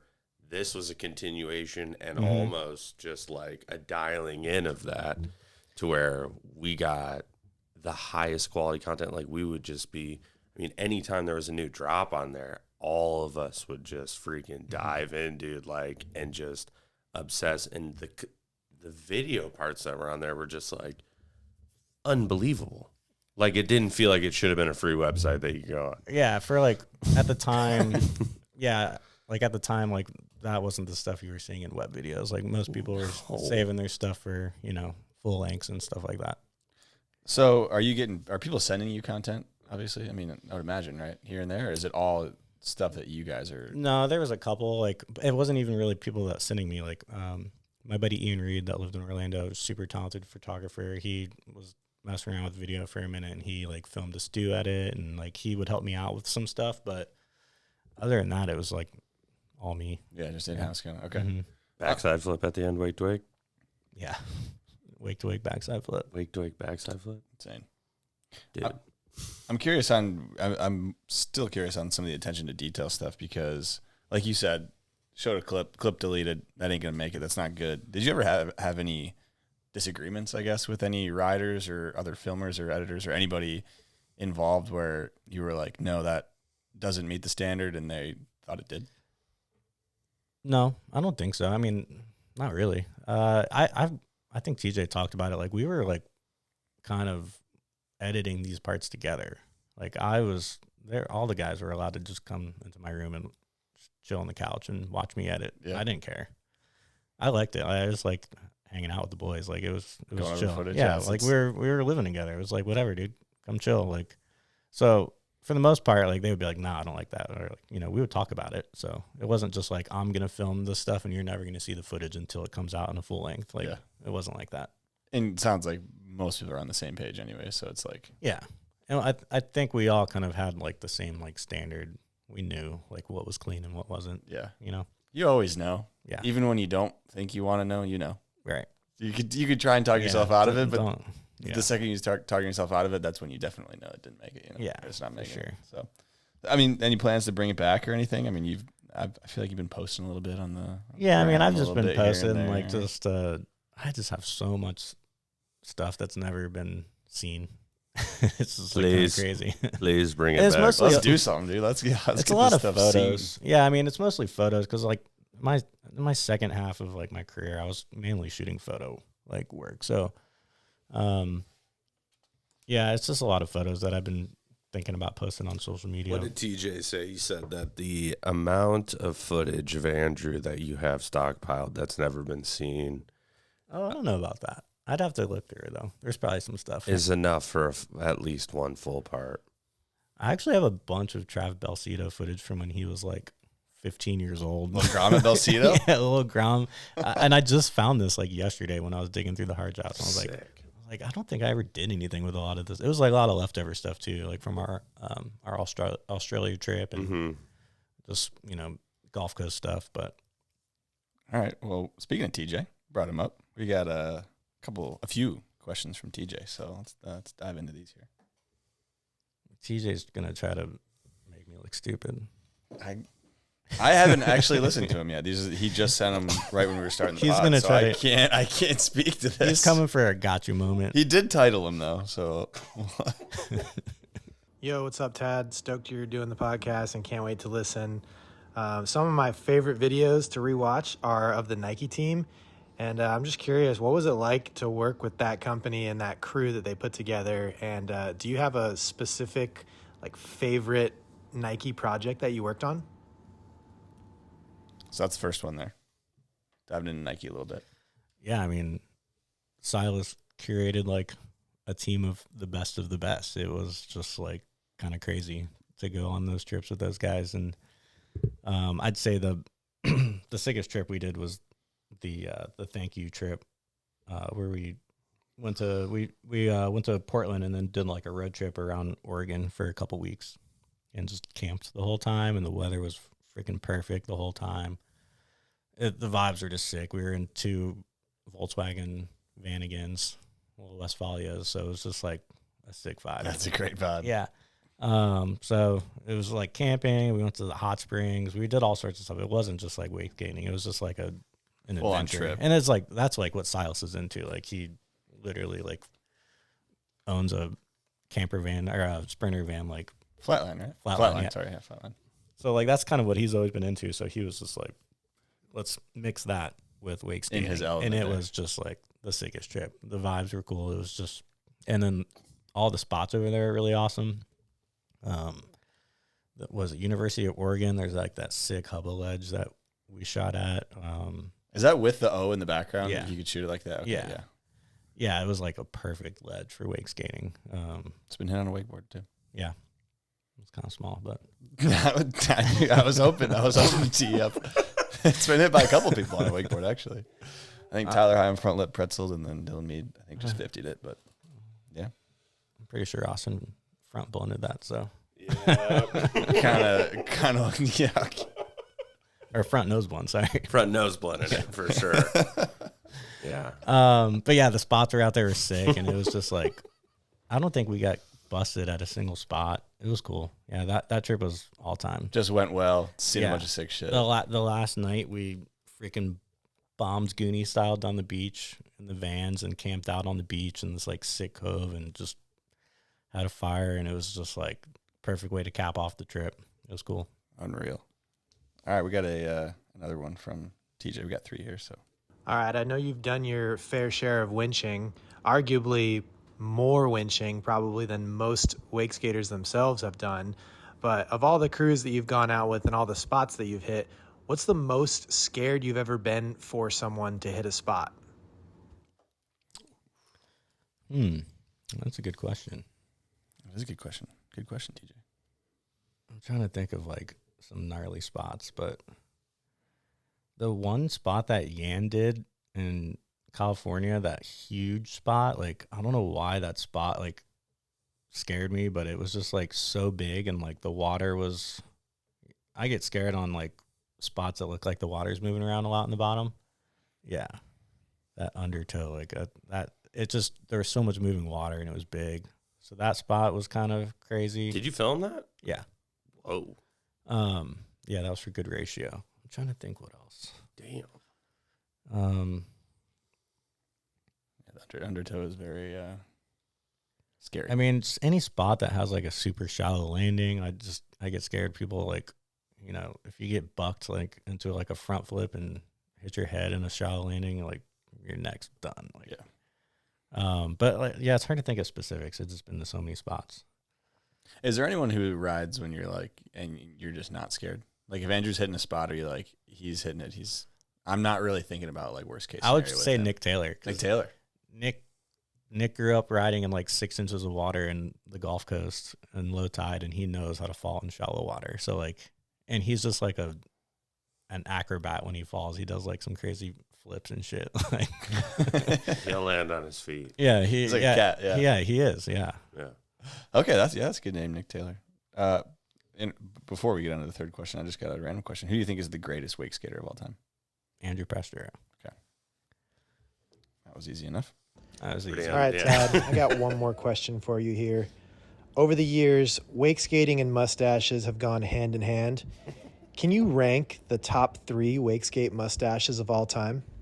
Great question, TJ. Thank you for that one. Ben Hurren, number 1. For sure. Man, he's got best kickflip, best heel flip, best mustache. Oh, yeah. The dude has it all. The dude has it all, man. Dude, Travis Balsito has a good mustache. I was talking to him the other day at Double or Nothing. It? Yeah, he still has it. He said he was thinking about entering, or maybe he said this in that X Games thing. He said he was thinking about entering mustache competitions. Yeah, he's got a good mustache. I think he could do well. Who else was Trav twisting it up with recently? Twisting it up with. Yeah, I like that. He was twisting it up with someone. Was twisting it up with him. I can't. Duran had a good one. Trav Duran had a good mustache. Yeah. I'm trying to think of like somebody that has like a dirty ass mustache. Just like a little crusty, little one. little caterpillar. On Yeah. I can't think of any off the top of my head. Mine's pretty bad right now, but I used to have a pretty bad one. You throw a little Rogaine on the upper lip, it'll come in a little thicker. and That's a little pro tip there. I haven't for heard of everyone. that one yet. Oh man. All right, so yeah, I mean Ben, Yeah, good top 2. Balsito, and we'll go Trav Duran. Trav Duran, okay, that's for good. number 3. He had That's a good one. 3. Love that. I think we talk about. So we got another Patreon question actually from Dan Lay, over at Active, and he's wondering, what's your craziest memory driving around the U.S. in the remote Wakeskate van? Craziest memory. I don't know. There's so many, man.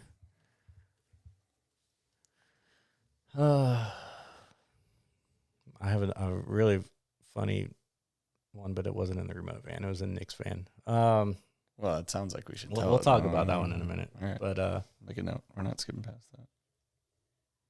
I mean, I kind of told the one of us getting pulled over after we ran from the security guard. That was kind of Recognize fun. you. Yeah. I have this vivid memory of us camping in like the middle of nowhere, Arizona, where we showed up to this campground, like didn't pay for it. We were just trying to find somewhere to sleep for the night, but we we just like parked like in an empty spot. It wasn't even a camp spot, and then like immediately some like girls came over to the van and started chatting with us, and they were like definitely tripping on some shit. And it was just like I was laying in my hammock, and one of them like crawled up in my hammock with me, and like she was just like looking at the stars, and she was like, "Do you believe in the universe?" And I was like, what the hell did we just get ourselves into? Like, who are these people? And then like we go into the van, we're just like, dude, it lasted all night. Like they just didn't leave, and it was pretty funny. I don't know why I just thought about that. That's a funny. That's a good one. That's a good funny story. I was gonna ask what the sleeping situation is in the van. So I mean, how many? Okay, this is a better story. We showed up to, was it Phoenix? Somewhere in Arizona. This was probably like the night after that, or sometime around on the same trip. We show up and we get in like 11 o'clock, and we were just like, for some reason, everybody wanted to go to the skate park. And I remember it was like kind of late in the evening, and we went to I just remember getting out of the van, and it was like, it just hit you in the face. And it was like, I looked at my phone, it was 113 degrees, and it was like 11 o'clock at night. And I was like, holy shit, like, how do you guys want to skate right now? It was so hot. Like, so we skated, and then we ended up we went to the Walmart to go get some supplies. And we ended up just like, we're like, all right, let's just camp in the Walmart parking lot tonight. Like it didn't suck. Like, but cause for the most part, we were camping in tents and at campgrounds and stuff like that, but we didn't do that this night. So we had one person sleeping in the hammock, hanging up in the van. There was like the bunk bed. I think 2 people were on the bunk bed. So that's 3 people there. Then there was like an L bench seating. So we had 2 people on the bench, and then I was sleeping on the floor. And then Yan had taken a Wakeskate and like put the cooler between the 2 front seats, put the Wakeskate on top of the cooler, and then he was laying across the 2 front seats of the van. And we just we kept the van on all night with the AC cranking. Yeah. That didn't last for very long. Van started to overheat. Yan goes inside, buys a bunch of ice, puts the ice like on the block of the motor, and we're just like dying, like trying to like just survive the Arizona freaking heat in the middle of the night. It was brutal, but that was the only time we all tried to like sleep in the van all at the same time, just because it was so hot, like you couldn't sleep outside. I mean, you're also thinking body heat too, when you got that many bodies inside, the engine's freaking trying to crank. With It was 10 degrees it was out. so hot. Yeah. that's a tough one. But yeah, we had a ton of people in there. I mean, it was the whole remote team plus like photographer, videographer. Like it was a squad. It ain't easy out in the streets out there. What's the Nick van story? Nick Taylor. Oh man, we were driving in Nick's van. We did a trip. Nick bought his van in Portland. I don't know why all of our trips always started in Portland. Like just Silas lived there. Nike headquarters was there. So Nick bought a van in Portland, and it was like raining for the first like few days, and we had to like build it out before we like started the trip. So we had like hired somebody to do some welding. We built out like some benches and a bed and stuff in there, and then we went off on our trip, and like this whole trip was kind of crazy. It was during a government like closure, and we try to like camp. Where they shut down the parks, yeah? Yeah, they try to shut down the parks, and we like try to camp in Yosemite one night, and like almost got arrested because we were trying to keep driving, but the fog was so bad, like you could not see like 2 inches in front of like the windshield. So we just pulled off like a side thing. We're like, all right, let's just crash for a couple hours, wake up in the morning, and like keep going. We got woken up by like, I was like, I thought the government was closed. Like, what are these government officials doing here, like trying to arrest us? And like the only reason we got away is because they were asking for all of Nick's information, but his phone was dead, and like it was too cold to like charge back up or some shit. I don't know how we got out of it. It's just a hassle for them, and they're like, yeah, they're like, just get out of here. Yeah. So we got out of there, and like we were driving down the coast of California for like the whole trip. We like camped out. We were like stayed in Santa Cruz for a few days, and anyways, like the route was like West Coast all the way down to like LA, and then like shoot across the country. We stopped in Arizona, like hung out with Cole, winched some Arizona spots and stuff. But I think like right before we got to Arizona, there's a checkpoint on I-10 that's like right on like the border of like Mexico and probably like near like El Paso or something. Anyways, like driving down the coast of California, you're wake skaters and you're stopping, and all the homies are like, let's hang out. Like, we'll show you our spots and stuff. Like every time we post, like we stop somewhere, like someone was just like giving us weed. They're like, hey man, like take this on the road with you. Like we just had so much free weed. It was like insane. We're like, what are we going to do with all this stuff? Then like one guy gave us like a bag of like cookies, like weed cookies, and like, well, you got to finish the sleeve. You eat those. Yeah, I was just waking up and eating one like every morning, and just like I was like, we got all these cookies, we got all this weed, and so anyways, we're trying. I guess we just kept it in the van. We were like, well, it's not like we're speeding or doing anything. We're road tripping, and Bammer was driving. I was sitting shotgun, and then Belcito and Nick were sleeping in the back on the bed, and it was like in the middle of the night, and I'm like sleeping in the shotgun, and Bammer's like elbowing me. He's like, Tad, wake up. And I'm like, dude, like what? He's like, dude, I'm freaking out. Like we're pulling up to like this checkpoint, like at a border checkpoint, basically. And the border patrol agent was standing in the lane with a canine. Like when he was just like, we got all this weed in the car. And I was like, fuck. Like, I'm like, all right, dude, just stay calm. Like they're not going to, and he was freaking out. There's a canine, like definitely going to smell all the fucking weed in the car.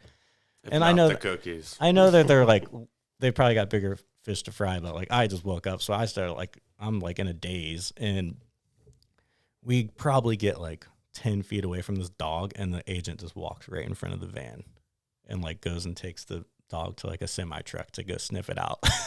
And like Bammer is just in the car sweating his ass off. Like, so like it was just, I don't know. It was just a fun story. We thought we were definitely getting hit like hard. Yeah, absolutely. I mean, I'm assuming weed is illegal at this point in that state. For sure. I'm sure. Any states were legal. At that point, it was legal, and it was probably like Colorado or something. Yeah. But yeah, that was a pretty fun story. However many cookies you got left, you got to start housing those things quick. I wonder if that's what Bammer was talking about when he asked about the cookie party. Maybe, but I feel like that was, you had a specific instance of, that's what you do at the cookie party. You got to house all the cookies. Yeah. I love that. Speaking of trips, I guess, and stuff, before we get into the Wakeskate Tour, Wakeskate Mag, and some judging I want to talk about too, but I'm curious on like what's a team or crew that you never really got to work with but would have loved to, and I guess it could be a crew that you just kind of put together of random riders, or if there was crews that you wish you could have worked with. That's a good question. I filmed with like a lot of at least the US based crews. I'd have to say like I would love to go shoot a project with like all the Euros. Yeah. I mean, I've shot with like Leo and Ollie Moore and like any of the homies Max whenever they come over here, but I've always wanted to go do like a Euro trip. I never got to go on any of those, so let's go next year to the Wakeskate Cup. All right, let's go. There you go. That's it, because we were just filming with them, and they were like, we were already kind of shooting some of the promo for next year, but basically what they do is every year before the Cup, they have people out for like a couple weeks, film up until the contest. Nice. So we could go then, dude. That would be sick. There you go. I love all those guys, man. They're so fun to They're watch. so cool. Yeah, get on their turf and film. Bro, also this kid Aiden, Aiden, he's like a newer one. He's hanging out with Leo all the time. Shredder. Yeah. Leo's a legend over there. 4-nub in it right now. Only. Their winch spots are so sick over there, too. Unreal. Unbelievable. And so many, too. That Watermonster video that they put out. Those were all like local to Toulouse, I think. Yeah. Like around Those where spots were so sick. around where Leo grew up. He gave him a bunch of them, I think. And then they're killing it, dude. Fun crew. Yeah. The spots just feel infinite over there. Wakeboard I know. spots, too. It's just like so much infrastructure around water. It's Yeah. crazy.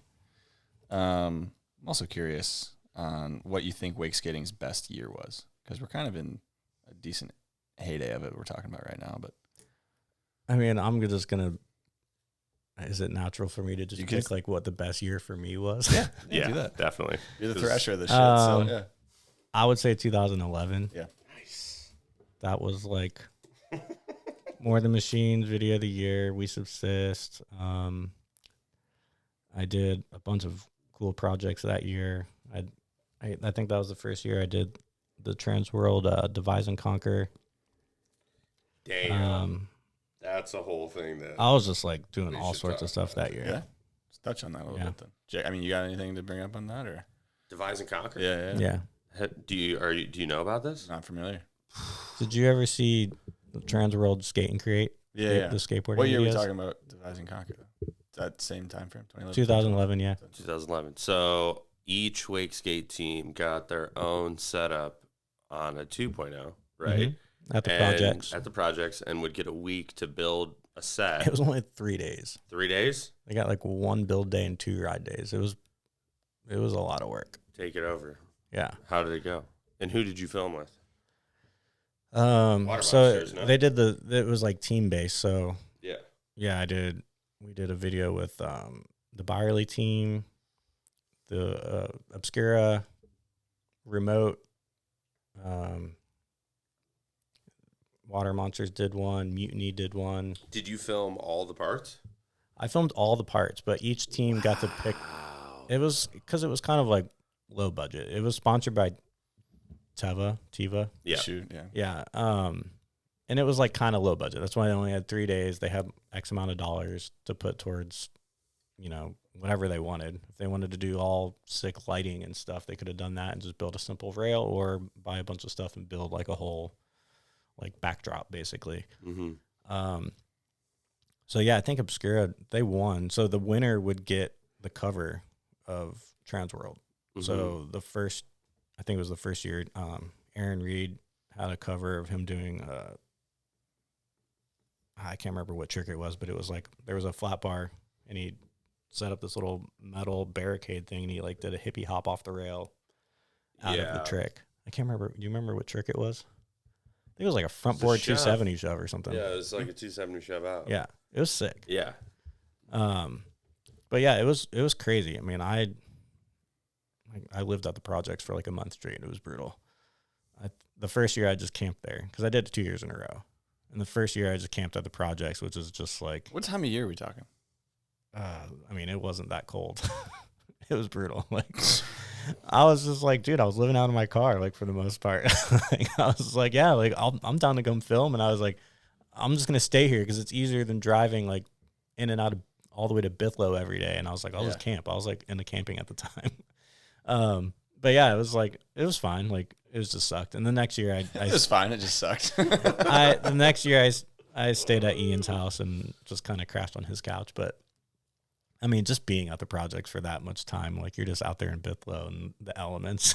Oh yeah. So yeah, it was cool though. It was super awesome to be able to work with all those teams, like just guys that I typically didn't film with, So yeah, they all got to bring their own photographer of choice, and then I was kind of like the designated filmer to like document each video. Yeah. So yeah, the first day you built like your setup, and then you just filmed for like 2 days straight. And most of the time we were like filming into the night, just trying to pack in as much as we could, take up pretty much the whole day. Yeah, stack as much as you can. Yeah. That reminds me of a wakeboard contest called the Renovation, which definitely happened after this. Yeah. So I would assume it gathered some inspiration, both from Yeah. skate So grade too, but Watermonsters won the second one, right? Oh yeah. Yeah. So the Watermonster one, year 2, was crazy. This is infamous. Like these guys like literally didn't spend any of their budget on like anything. They went to the thrift store and spent like probably like $20 each and bought like some funny ass clothes to ride in, like redneck shit. And like they were on like cut off jean jackets and shit. And then they just took all of the trash from all the other teams' like setups, like all the leftover materials, and like just built like shit out of it and just shredded. Like they were just went off. like just unreasonably hard. Yeah, but the vibe was hilarious, dude. And then like they capped it off by like lighting a propane tank on fire and just lighting up the whole thing at the end of the video, just burned everything. It was wild. So like the intro, like they come flying down the dirt road in TJ's old pickup truck, and like they had like a barricade with like a street sign that said like Watermonsters on it, and then just like TJ just bashes into this thing, and all these guys are in the back of TJ's truck like hooting and hollering, just like full redneck vibe, and it was just so fun. That was probably one of the funnest videos I've worked on. That's so sick. Dude, there's a scene where Kyle Walton like pulls a gun out and like shoots it into the water. Like there was live firearms on set. 100%. Where can you find these? Can you find these videos anywhere? They're on. Yeah, I have them on WeSubsist Vimeo. But they are on there. Okay. I don't know if they're visible or not. I saw them there today. I'll make them visible. Okay, please do, because I was scrolling through. I don't think I saw them. I'll put them up. He's shooting a damn revolver into the lake and stuff. Oh, TJ's dog, like they put this like big old thick chain on, like, you know, Diamond was like a pit bull, and like she's barking and like it making it look like a trailer park dog and shit. Like sounds like a great vibe. There was a lot of fire involved, like lighting shit on fire and like doing tricks through the fire and stuff, and it was cool. Yeah, it was wild. Like, as there should be. And then they won. Like, just we don't need your money. We'll take this up. Yeah. Around. I wonder what they did with the rest of the money. Split it up. Go to the bar. I don't know. Spend it on beer for the set. So you've done a ton of filming. Obviously, we've been kind of dancing around that. I'm curious on if you have any just tips for people trying to film wake skating, wakeboarding, anything in general that you've learned over the years that, you know, people could apply. To filming crews, and it doesn't have to be necessarily like filming techniques or anything. It could be like efficiency when it comes to getting to a spot and filming, finding angles, all that shit.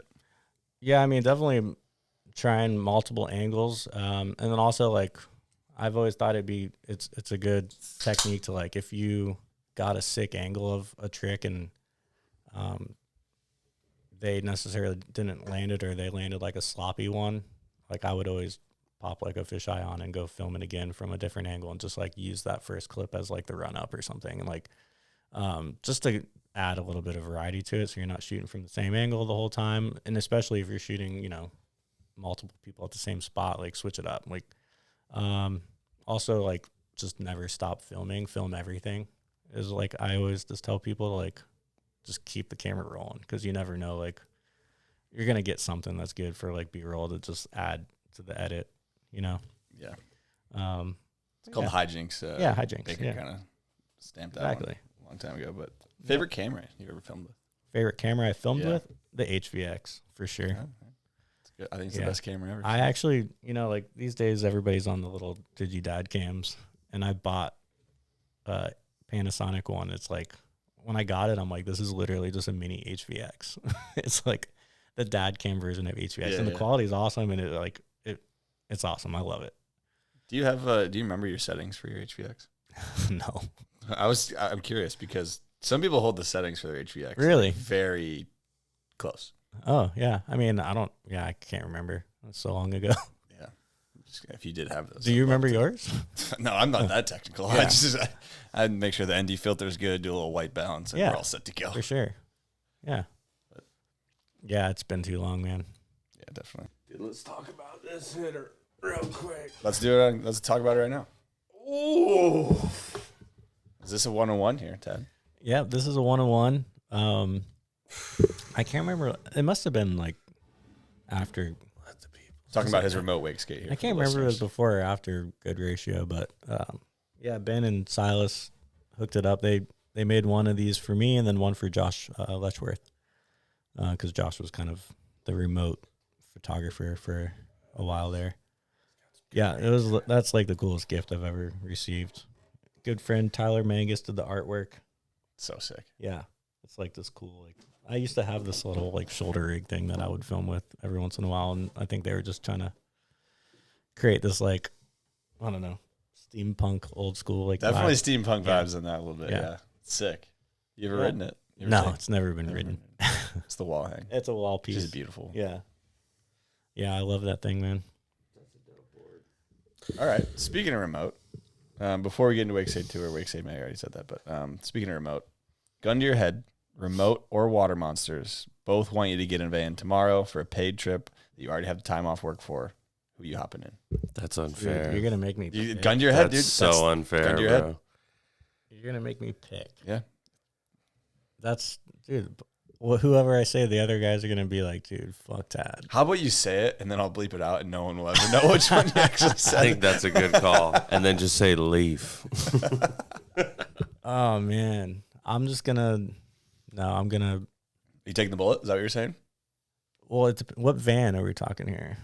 Whoa. One is a Westphalia and one is a Sprinter van? The Sprinter van would be remote, and then F-350. That was Nick's van. Exactly. Damn. Is there any follow-up questions? Like, where are we going? There are none. I didn't want to. No, this was out of TJ's brain. I'll give you that. Oh, so yeah. Oh my god! That's why. I told you he was going for a gotcha moment, dude. Fucking I did. told you he set it up, dude. He was trying to set me up. Good work, TJ. That's a good one, TJ. Damn it! I gotta go with remote because I just have to. Yeah, you do. Silas. We did just talk about how they gave you a gifted board here. Silas has done too much for me. I gotta go with remote. That's fair. It's a fair answer. But Silas and Ben too. Needless to say, Nick. It's about as close as close. Sorry, Andrew. I love you, man. Yeah. I'm sorry. I'm gonna drop you the pin at every spot we go to. So come through. Let's go most underrated character in wake skating. Underrated character. Yeah, so it doesn't have to be a rider. It can be the guy who's, I don't know, walking the rope back. Ooh. I don't know, stuff like that, you know what I mean?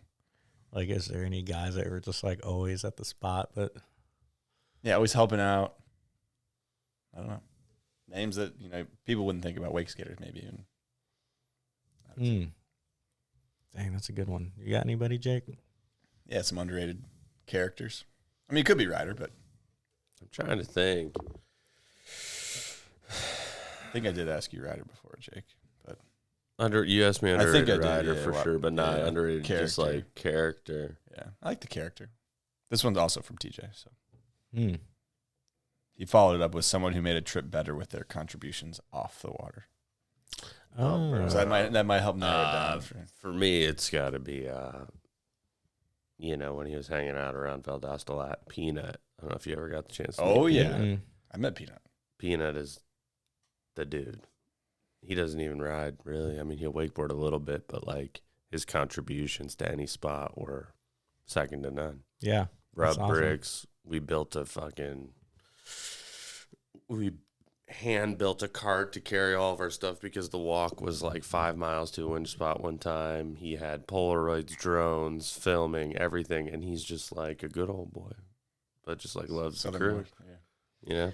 I'm going to go with Bammer, and some of the Tampa boys will know this name, but my old friend Pat Brady, he let me crash at his house when I needed a place to stay, and he was always down to drive the winch and hit a mission up. So I'm going to go with Pat. You know Pat? I don't know Pat. I don't think, he's a Tampa. There you go. Yeah. I'd probably TWG, baby. I'd probably throw Reese Dawkin in there too. I don't know if you know him. Reese. Okay.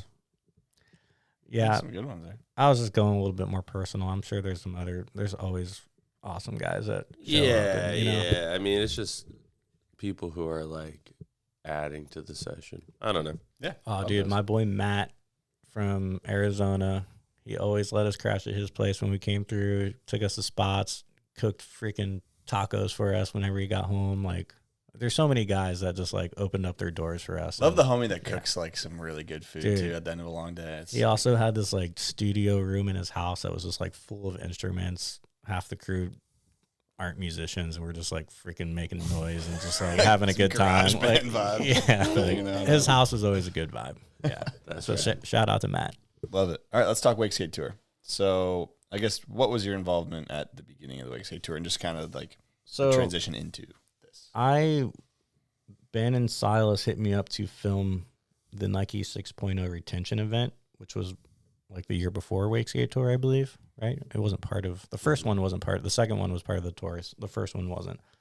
And that was such a badass event. Like Nike, sponsored the whole thing. They brought out like a bunch of lights, and the finals was at night, just like all lit up, all super sick. And just the crowd was huge, and it was just all-time vibes. And so I filmed that.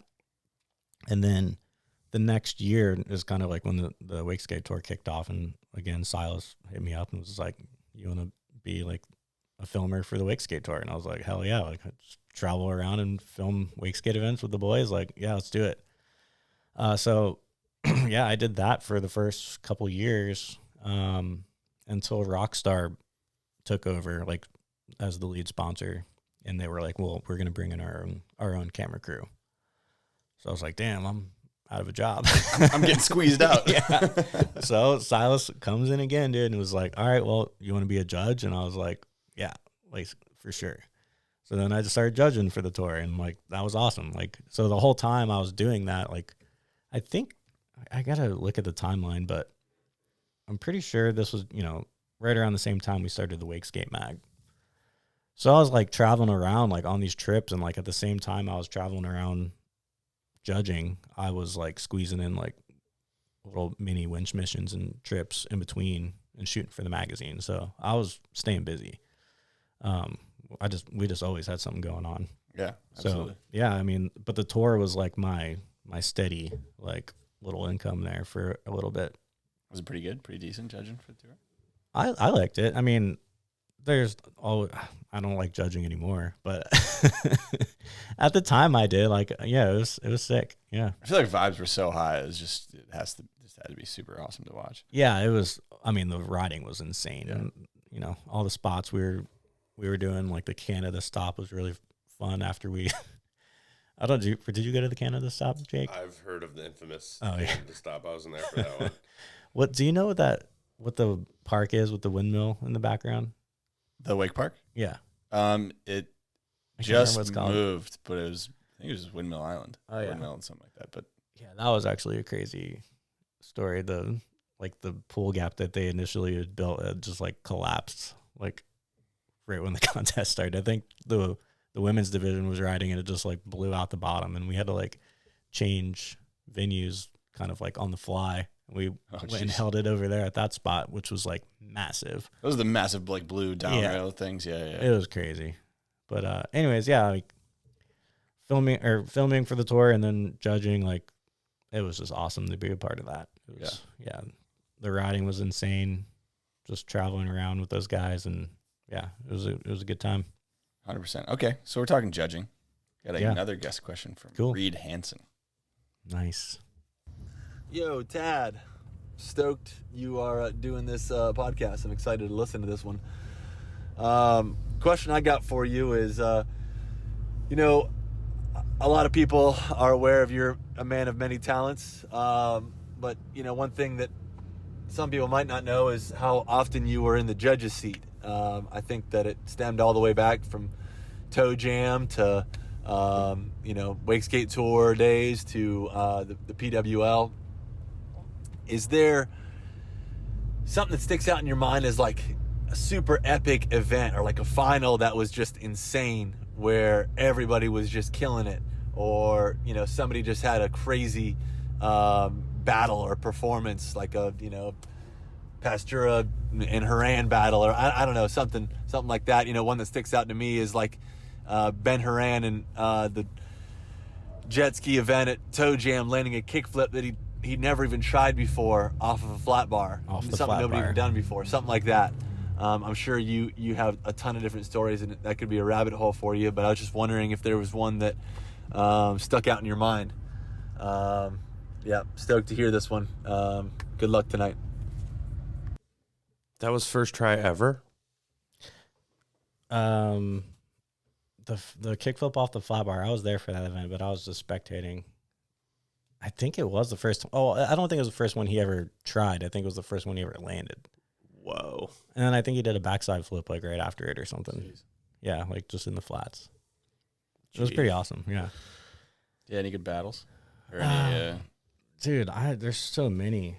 I don't know. One that comes to mind though is the contingency when they were, or was it Toe Jam? It was whatever. It was like the first year where people started like kick flipping on the rails, like in a contest, and then like 3 people I think did it, and it was just like hard to judge. Like, I think that was contingency, the one with the little like flat bar ledges up top, and then the 2 down hubbas. Yeah. Yep. That one comes to mind. TJ was slipping onto that thing. Yep. Yeah, but I remember TJ kickflip onto that. Man, there's so many. Yeah, man, it's hard to remember exactly what tricks went down and like what. But dude, the last PWL stop when Maxine just tray flipped onto that thing, like last pull, that was sick. last pull. I'm pretty sure it wasn't that last pull. I'm not sure, dude. We'll say it was. I'm pretty sure it was. I need actual facts. Yeah, it is. It was at the end of the heat for sure. Okay. Yeah. And I wasn't judging that one, but I would have hated. Oh, so you could purely enjoy it. Then. Yeah, that's nice. I was like, dude, what a G. But like I mean, that one just comes to mind because it's so fresh. But like that stuff used to happen all the time, dude. Like people just hitting stuff last pool, like right when you think it's about to be done. Like, crunch time. Yeah. You remember when Drew did the back 3 kickflip in the finals last pull at Battle Falls? Yeah, dude. Battle Falls had some. Those were some of my favorite events, dude, for sure. Yeah, you got a favorite stop or favorite event from the Wakeskate Tour? Battle Falls. Yeah. Dude, I would love, actually, now that, since this is a read, I know this isn't like a judging thing, but like after one of the Battle Falls stops, this is one of my favorite read stories. He was like, we're going gator hunting. And I was like, I'm coming, like, let's go. And like, so he pulls up in the camper van for the wakeboard park, and it's just like Nick's like big old Ford Econo van with like, 3 or 4 rows of seats. And I can't remember who I was sitting next to, but I just like go in the very back row. I got a beer in my hand, and all of a sudden, like, Reed is straight up like drifting this van through like the Groveland back like gravel roads. Like I was like shitting my pants. I was like, I thought we were just like cruising to a lake, but Reed is like taking us on like a freaking joyride right now in this van. Going Ken Block. Like drifting it. And I was like, and he was just cracking up. Reed doesn't drink. He was just like, oh, I'm taking all these drunk people for a ride. Like, and we get to the spot, like, and I think it was, you know what? I think there was 2 vans or 2 groups that went gator hunting, and they were like trying to like have like a contest of course, of like who can bring back the biggest gator. And I think Matt Manzari was like the other crew. And I think it was Joel Zentmeyer and Reed in our truck. I could be wrong, but we show up to this like lake, I guess, and I didn't even get out of the van, or maybe I did, but like it was just pitch black. Like we couldn't see anything. And like we're just sitting there for a while, and I was like, are they okay? Like, are they going to come back? Like, and then out of nowhere, like they come back with like, I think 2 gators. And like they were like, I'm pretty sure like they like swim under these gators and like grab them like from below or some crazy shit. I don't know how they catch them, but they straight up had like 2 gators, and they brought them in the van, and we like drove back to Battle Falls with these gators. And I hope I'm telling this story right, because we were drinking, it was a long day or whatever, but it was like a crazy night, like. And that's why Reed is one of my favorite humans. Him and his relationship with gators is fascinating to me. I want nothing to do with any of that, but that's who won. You remember who won? Who got the biggest gator? I think they did. I think they caught a bigger one. Okay, you got 2 though. I wonder if they put him in Battle Falls or not, because it was like after the contest was over. Yeah. So they might have put it in like the bottom pond. Unreal, dude. Let's talk about the Wakeskate Mag. So what, I guess, sparked this whole thing, the Wakeskate Mag? Well, I wasn't really a part of it when it first started. Kyle Walton started it with Dave Hansen and Brandon Rao. I'm trying to think if there's anybody else towards the beginning. But then he hit me up randomly and was like, hey, like, do you want to help out with like some graphic design for this thing? And I was like, I'm down to help you out, but like, if like you want me in, I want to like be all in on this. I was like, that I've always wanted to like do a Wakeskate Mag. Like, I don't want to just like half-ass this thing. Like, if you want me, he's like, well, what about WeSubsist? And I was like, I don't care. Like, I was like, I'll fucking put it on the back burner, or like, I'll just do some shit on the side. Like, I just didn't care. I was like, I want to do a magazine. I've always wanted to do a print mag. So I basically, I think I was living in Jacksonville, just like crashing with Tom Duran I lived there for a few months. I was just like surfing, and we were winching with Trav Duran and whoever came through town. But I was like, yeah, I'm coming down like to Orlando. Kyle was living at the bunker with TJ and a few people. And I was just like, find a spot on the floor for me. I'm going to come and do this magazine with you guys. So, yeah, I mean, that's kind of how it started. And I started just doing like the graphic design and layout for it. Because that's kind of like what I went to school for. I didn't actually go to school for like film or video or anything like that. So I was doing the graphic design, and then like as we got like going on the magazine, it kind of turned into like it was hard for us to find like photos to fill a whole magazine every issue. I think when he first started it, he wanted to do it monthly, and then we found out like that's not going to happen. So then we started doing bi-monthly, and so then that's kind of when I started shooting a lot more photo. And Kyle, if we were doing any Wakeskate Mag style video stuff, he was just shooting all the video, and he's been shooting and editing forever, like, you know. So I was like, yeah, you do the video, I'll do the photo and the graphic design. And Dave was doing all the writing. And it was sick. Like, we had a sick squad. Like, Dave is such a talented writer. And that was just such a fun experience. It was different, you know, like going from editing videos to going to like planning out like interviews, and just it was a different format for me. So I was just like excited to do something new. And yeah, it was a fun time, dude. We did like, I think a little over 2 years. Yeah, I was gonna say, how many issues you said? I think we did like 13 total. And then you said the last one was online only or digital? The last one was online only. Bammer got the cover, and him and I have been talking about printing like a limited number for years now. We just haven't got around to doing it. I have it. I have like a print ready file to like send to the printer. I could just do it, but we just haven't done it yet. Yeah, surprising with it at some point. That'd be pretty sick. Yeah, I should do that. Yeah. He was like, I'll pay for it. I'm like, dude, like, let's just do it together. Like, yeah, we don't have to print that many, you know? For sure. So I guess what ended up happening to the mag? I mean, this is kind of like, I don't know, like sponsors started kind of pulling out. Wakeskating as a whole was just like in a weird spot, you know? I felt like the tour was like, I think also starting to like not fizzle out, but I think the tour was also losing sponsorship money. It might have just been an industry thing. I don't know. Like Kyle was the guy behind the doors, like making the deals, and he was always on the phone, like 24/7. So I was just kind of focused on art directing and shooting. So, yeah. But yeah, it just kind of fizzled out, man. We lost money, and then our living situation out in Groveland kind of fell through. So Kyle moved to Jacksonville, which was funny because I moved from Jacksonville, then he moved back up there. And then I think he just kind of like lost interest. I don't know. Well, it's tough if you keep grinding and grinding and grinding, and it doesn't seem to get any easier. It's like, I do think it was a little bit of burnout. Yeah. Because he was putting in so much work, dude. Like, and like on top of being on the phone 24/7, he was the guy shoveling sod and the wheelbarrow, like building the spot with me. Like, we were just going nonstop. Yeah. So, I mean, it was a lot of work. Yeah, it's tough. Is there anything you think you guys would do differently if you went back and tried to do it again? Did something like that?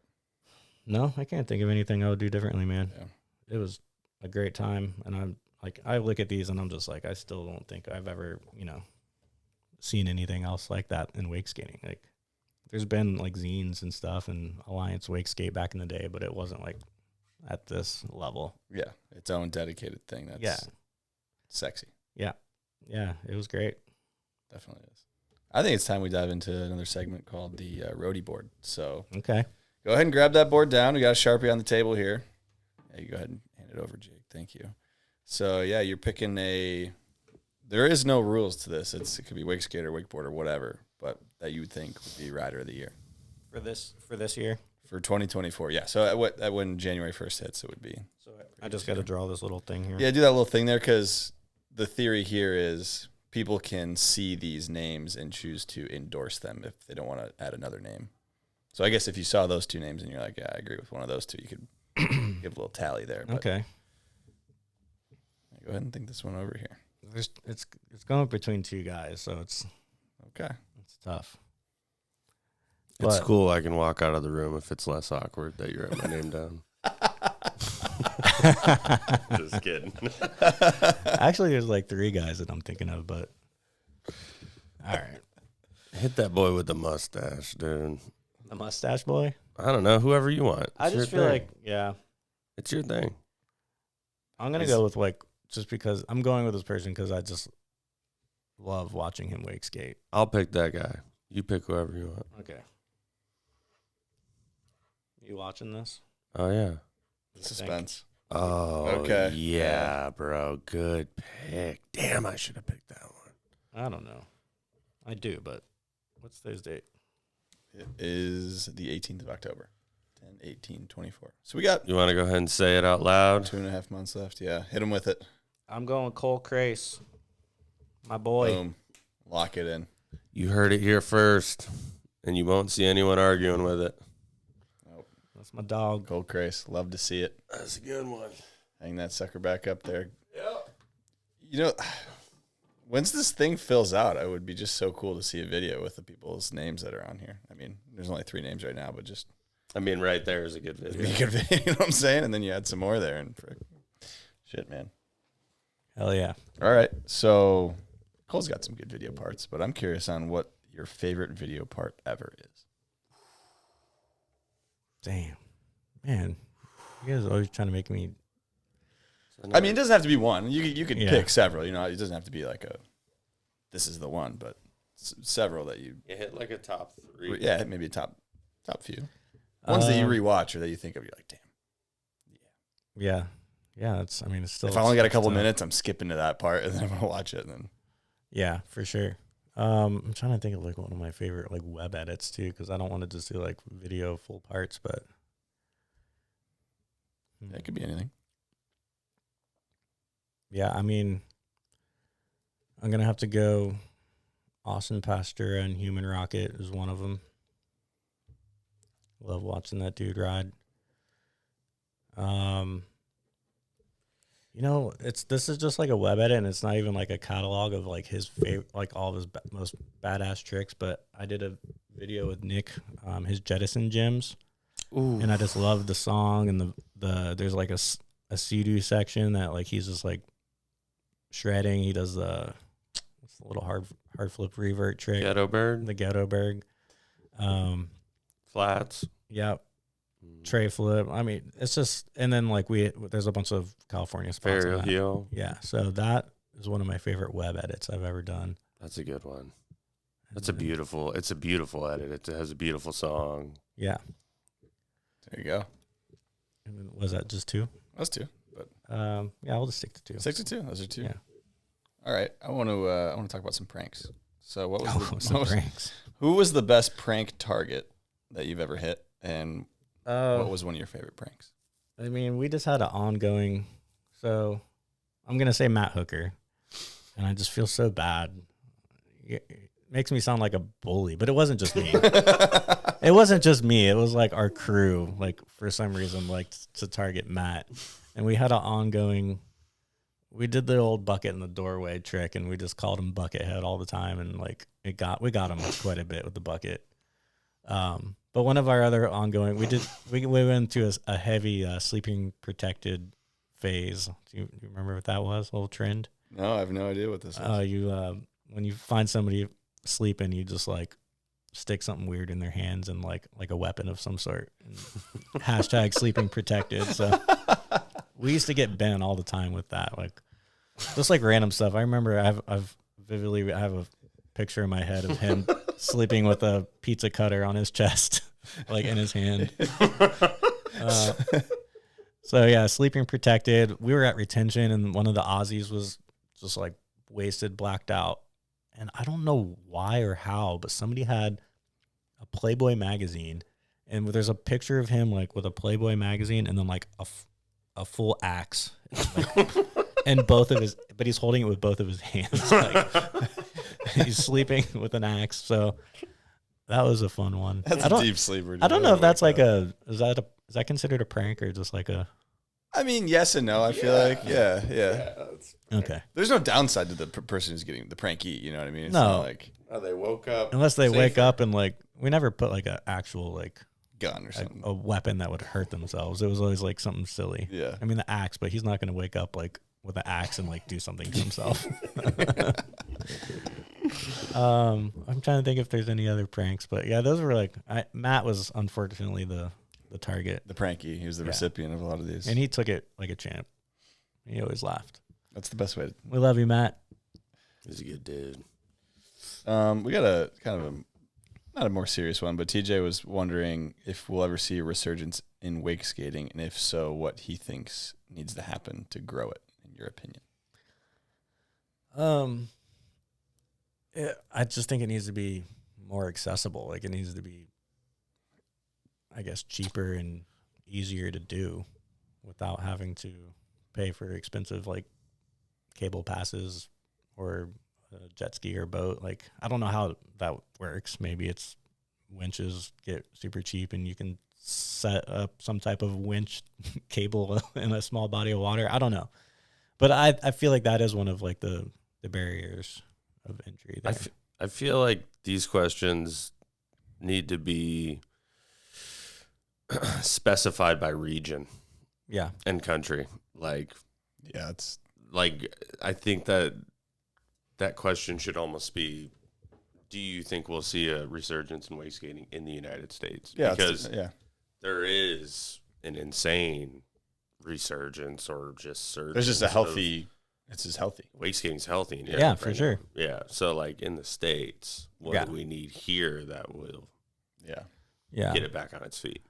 Also, it's like I try to think back in like trends in the industry over the years. Like first, like wake skating or wake surfing got like big, and then you saw a bunch of people get into wake surfing, and it's like it was easier to do than wake skating, and now everybody's like into this foil shit, and it's just like which is harder to do than wake surfing. It's harder, but it's like the only I don't know. Do we need to talk about foiling? Yeah. Talk about it right now. Hit them with it, dude. There's different. There's foiling that I like. Like I love watching grub like out in like Hawaii, like that hitting waves and shit. Like that's sick. That shit's dope. But like pumping around a lake is like so boring to me. Like I just can't watch that. And I'm just like, I guess I'm not going to judge. Like if you have fun doing it, you do it. But like I'm not trying to take away from any. I'm just saying that like the industry of wake has like gone through trends and like certain people have kind of branched off and started doing other stuff. So I don't know like what I'm even trying to say if this has anything to do with wake skating. But I think that's a good point of like in terms of watching. Like I'm not going to watch wake surfing. It's fun, whatever. Like same with wake flying. It's fun, whatever. But like me watching you pump around is not like for me. It's not like watching wakeboarding where like you're going big, doing tricks, flats, grabs, all this stuff. And for you guys wake skating. So you're just saying that basically the evolution has taken us into a different realm right now. That maybe what I'm saying is wake skating is too hard for people and they like doing stuff that's a little bit easier. I don't think you're wrong. Yeah. I don't think you're wrong. I think accessibility is a big barrier. Obviously, we all know that. Yeah. Like wake skating is very much the healthiest in places that have very accessible, a plethora of accessible places to go. Cable parks for sure. Yeah, and then I mean, the barrier to learning wake skating is so like every time like you buy into like a new skill set and like learn and like progress, like it takes work to get there. Yeah. Which is also something I was gonna ask you about earlier. When you were first riding, were you guys doing like lip tricks and like kind of getting on that whole game? Oh yeah, for sure. Do you think that us taking, so every wake skater that we have, this is something I'd be curious to hear your opinion about. Every wake skater that we have right now who's hitting rails and doing shoves off and all those different things, they all learn that doing lip tricks, right? Okay. And then don't do lip tricks anymore. Right. Okay. So now people learning wake skating just go straight to rails, not realizing that there's this huge foundational learning curve that could have been making that accessible. Yeah, because you're not seeing people do lip tricks and video parts anymore. It's like at all. You're not adding that into the part. You're not. But that was something that was so key and fundamental for everyone's progression, and then it's just like disappeared. Yeah. It's like I was talking about. That's why I was so hyped on Danny Hampson's pre-pop part. It was like all those lip trick variations he was doing in that part. And then that made it to where a newcomer could come on and say, hey, if I can do front lip and then get the front lip shove, that's a lot more attainable than seeing more of the machines been doing a heel flip and going, how do I get there? Because that gap for sure is massive. So I guess, do you think that maybe if we had a little bit more of a focus back on like some of the basics and some of like, if there was just a way to like add it in, make it cool and like bring that around, that we could maybe help people with like the micro progressions that make wake skating so addicting at the start? Yeah, for sure, man. Let's just get Nick Taylor to put out some lip trick parts. He's got that new Sea-Doo. I think it looks like a tank, dude. He's a good teacher too. Yes, he is. There you go. Yeah, no, I think that's a good point though, man. I think a lot of people might not know, at least wakeboarders, lip tricks, meaning the wake you're using as basically like your quarter pipe, basically, to be doing tricks on, right? Or yes, but also kind of like a rail. Really. Sure, rail, like, yeah. So like you're buttering on shove off, which is what you would do, like a front board shove, right? Yeah. So same thing. Yeah. On a Sea-Doo, it's like, I feel like more, I mean, people do it on the boat too, but yeah, I think it's more of a Sea-Doo thing. Definitely. So that is the 2 parts more accessible then, because now we're back into a cheaper vehicle or just like think you're adding any boat. And any boat works for that. And then now you have the micro progressions have all re-entered the chat, because that was like, without that, I don't think a lot of us, like if you just thought and you didn't know about any of that and you said, all right, shove, 3 shove, front big, back big, kickflip, like that's it. And like didn't know about any of that little stuff, which is so hype. Like those old Danny parts are. Yeah. So anyway, I was just curious to see what you thought about that, and if you were a lip tricker or still do lip trick. Oh, yeah, it's pretty much all I can do these days. Speaking of these days, I'm going to echo your point, saying I think that across the board, like pros doing relatable stuff, they don't got. I mean, they don't even have to film parts, like go on Instagram, do all that shit, but like doing the relatable stuff here and there, super helpful to all the kids coming up to just see, oh yeah, you're doing that, I can do that too, and then get into it. But speaking of these days, how much do you ride? How often do you wake skate? Hardly ever, man. When was the last time? Last time was, I think earlier in the year. I was at Andy Laz's house, did a little barefoot set behind the boat. Okay. Not barefoot on the wake skate, not a barefoot ski set. Oh, okay. I was gonna say, I was like, oh, you're footing out here. Yeah, okay. Me and Davis we took a couple pulls behind the boat. There you go. It hurts riding behind the boat, even just carving around and falling, doing like big spins and stuff. On his Nautique or the G? Which one's his boat? The white one. I think it was his boat. Yeah. Yeah, that's a fun boat. Wake skating on a G just sounds like an oxymoron. Oh yeah, it wasn't. It doesn't really sound like it makes sense. Yeah, it wasn't the G. Yeah. What was your setup when you did ride? I mean, what are we talking? What was the last? My last wake skate, or my current wake skate, is Watermonster. Okay. Yeah. I like it. Not getting in their van, but come ride with me, dude, in Winter Haven. I'm down. I miss riding, man. It's just hard to, I guess, find. You too, Hunter? I'm down. I gotta get a skate, dude. I gotta get a wake skate. I got plenty floating around. All right, we'll get you sorted out. Good. I got shoes and I got laces too, so I'm all and kitted up. I'm ready to go. Yeah. Well, I didn't have laces for a while. Then I found some laces, so I needed those. Tongue was flopping out. Oh yeah. Speaking of right now, what are you up to right now? What are you doing? I'm still like doing creative work. a creative director for a small agency and do all sorts of, side project creative work, just not in the action sports wake scene anymore. Yeah. Definitely. Last, I guess this is the zine. The last project I did in Wakeskating, I was working with Cole on his Gold Slave video that I think was it earlier this year, last year he released. I was trying to think what the release date was because I just watched it before this. Yeah. So, we did a few trips around Florida, and it was cool to get back in the van with those guys, and super fun. It had been a minute since I'd been on a solid winch trip, so that was fun. And then we put this little zine together, so I was hyped on how it turned out. 100%. I think I have that. You have this one around here? Yeah, I do. Yeah. You had to buy that through Cole, right? Cole Cole did all the design and stuff on it. I just sent him the photos. I got one for sure. It was sick. What project have you been most proud of? Could be print, could be video, could be web edit, could be movie. That's a good question. I mean, I guess it's hard. Or the machines could be. You probably want to. I would probably remove that one. Yeah. If that wasn't it, I would say the Wakeskate Mag. Okay. Yeah.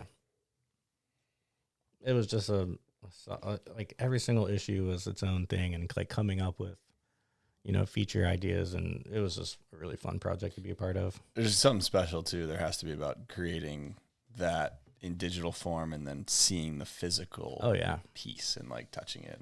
And getting, shit ton of boxes. And we had subscribers. Like, it was cool to like be able to be like, hey, we're sending this batch out. Like, and, hearing people like. You just know they're going to be stoked and they react being super hyped on getting a new issue. Yeah. Absolutely. One other thing I wanted to touch on before, I don't know if you have any questions, Jake, or if there's anything you guys want to touch on here, but Wakeskate U-turn. You sent me a note of some stuff to hit on, and Wakeskate U-turn was on there. Well, I'll have to tag you in some clips, but that was like something crazy that I think nobody was expecting. You know what I'm talking about, right? Of course. I don't know what we were named it back then, or if it even had a name. I always just called it the U-turn because that's basically what it was. But like the one at Ben's Ben's house was the first one we did. So basically, we had Ben's house with the metal handrail down the middle, and the bottom pond was filled up enough to where we were kind of like sessioning it like an incline. And Ben, I'm almost positive it was Ben's idea, but he had this idea of sink a post into the ground on like the start of the top pond, and then basically set like a pulley wheel up on the top of it, and you wrap it around, pull, and you start from the bottom, but like the winch line's like going all the way back, down and back. And it was just like our way to like turn a little winch spot into like a one hit like system. And it was sick. Like the first time it worked, I just remember we were all just like, oh my God, what did we just do? Like, it was sick. Like, I think Nick was one of the first people to do it. And I have this clip of him, like his hair is still dry, like his first time, like doing a down and back. And he just had the biggest smile on his face, was like, that was sick. Like, and that's what I love about wake skating. How new everything was. Like we could just do anything we want. Like, yeah, you're discovering. Yeah. And, yeah, it was cool. I mean, it was a learning curve. Like, Hooker almost lost a finger. Like, you have to like edge out pretty far. I was gonna say the edge out, because like Dylan Miller did it in his real wake video. And like, they didn't show the turnaround. They did show it, but I didn't see the full sequence. I guess. So I'm curious. I'm like, like pull your damn hands. Yeah, Hooker. He got a little too close for comfort, and like the handle like kind of got sucked into it, and the wheel part of it like popped on his finger. Like, it could have been bad, but yeah, he snuck out with just a little tiny flesh wound. So as you're going near it, you edge away. You want to like, it kind of whips you. It whips. Oh, whips you around. Yeah. Okay. You got to like almost get it off. Yeah. Off and around, because it's kind of just like doing a system where you want to like come out that makes wide. Sense. Yeah. And just kind of let it whip you around. Because like you'll see the clip, like when Nick is like coming around, like it is a whip. Yeah. It's like, yeah. And then you're going back the other way. Same pretty sick. But it also, it takes like a good winch driver, like to be able to navigate that. Like you have to throttle it like precisely. Interesting. Yeah. You ever operated an electric winch? Have I? I've been on, I was on that trip. No, I don't think so. I was on this trip with Cole. Like he had guess that makes sense. The moto winch, but I was just shooting. I never drove it. Yeah. I was just curious your thoughts on gas versus electric. TJ was curious too. I think electric winches are sick. I think they probably still have some room to grow in terms of like battery life, but I think they're sick. Like quiet winches, like half of the time when you're getting kicked out, it's just because I was going to say, how many more like, clips do you think you guys would have got back in the day, or easier, I guess? Easier. There's a few spots where like one hit bust. Like I think that we could have probably got a few more hits in if it wasn't so loud. Yeah. It's the biggest plus of the But at electric. the same time, like if like wake skating is harder than wakeboarding, so like you need to hit spots for a lot longer if you're trying to get a clip. Like this is true. So if your battery dies, what do you do?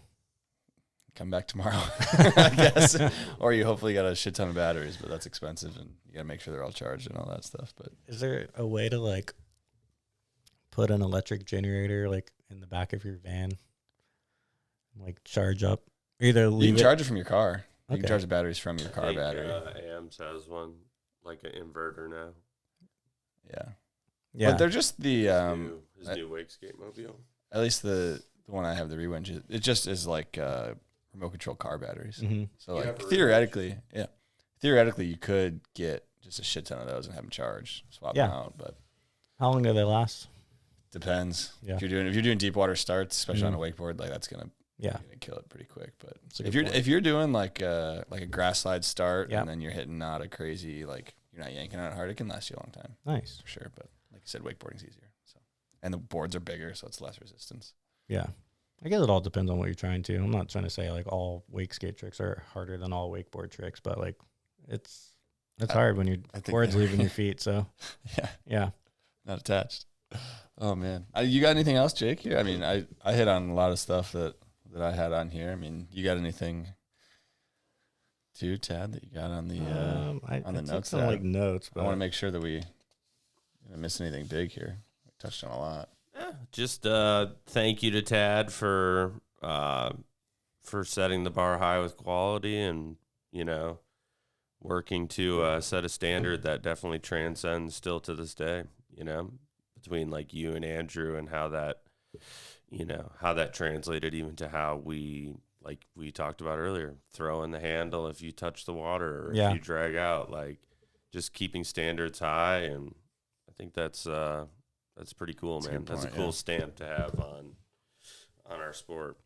Yeah, you need that person to be black and white with it, of standard is the standard. And and if you're not doing the standard, know that you're not doing it. For sure. Like it's actively like if you want a baker maker, it's a baker maker though. But know that there is like a standard. There's like a different time and place for different things, I guess. Right. Yeah, I mean, I guess I don't know how much credit I could take for all that, but well, I talked to quite a few people and they gave you a lot of credit. So all right, we'll give you the credit there, a lot of it.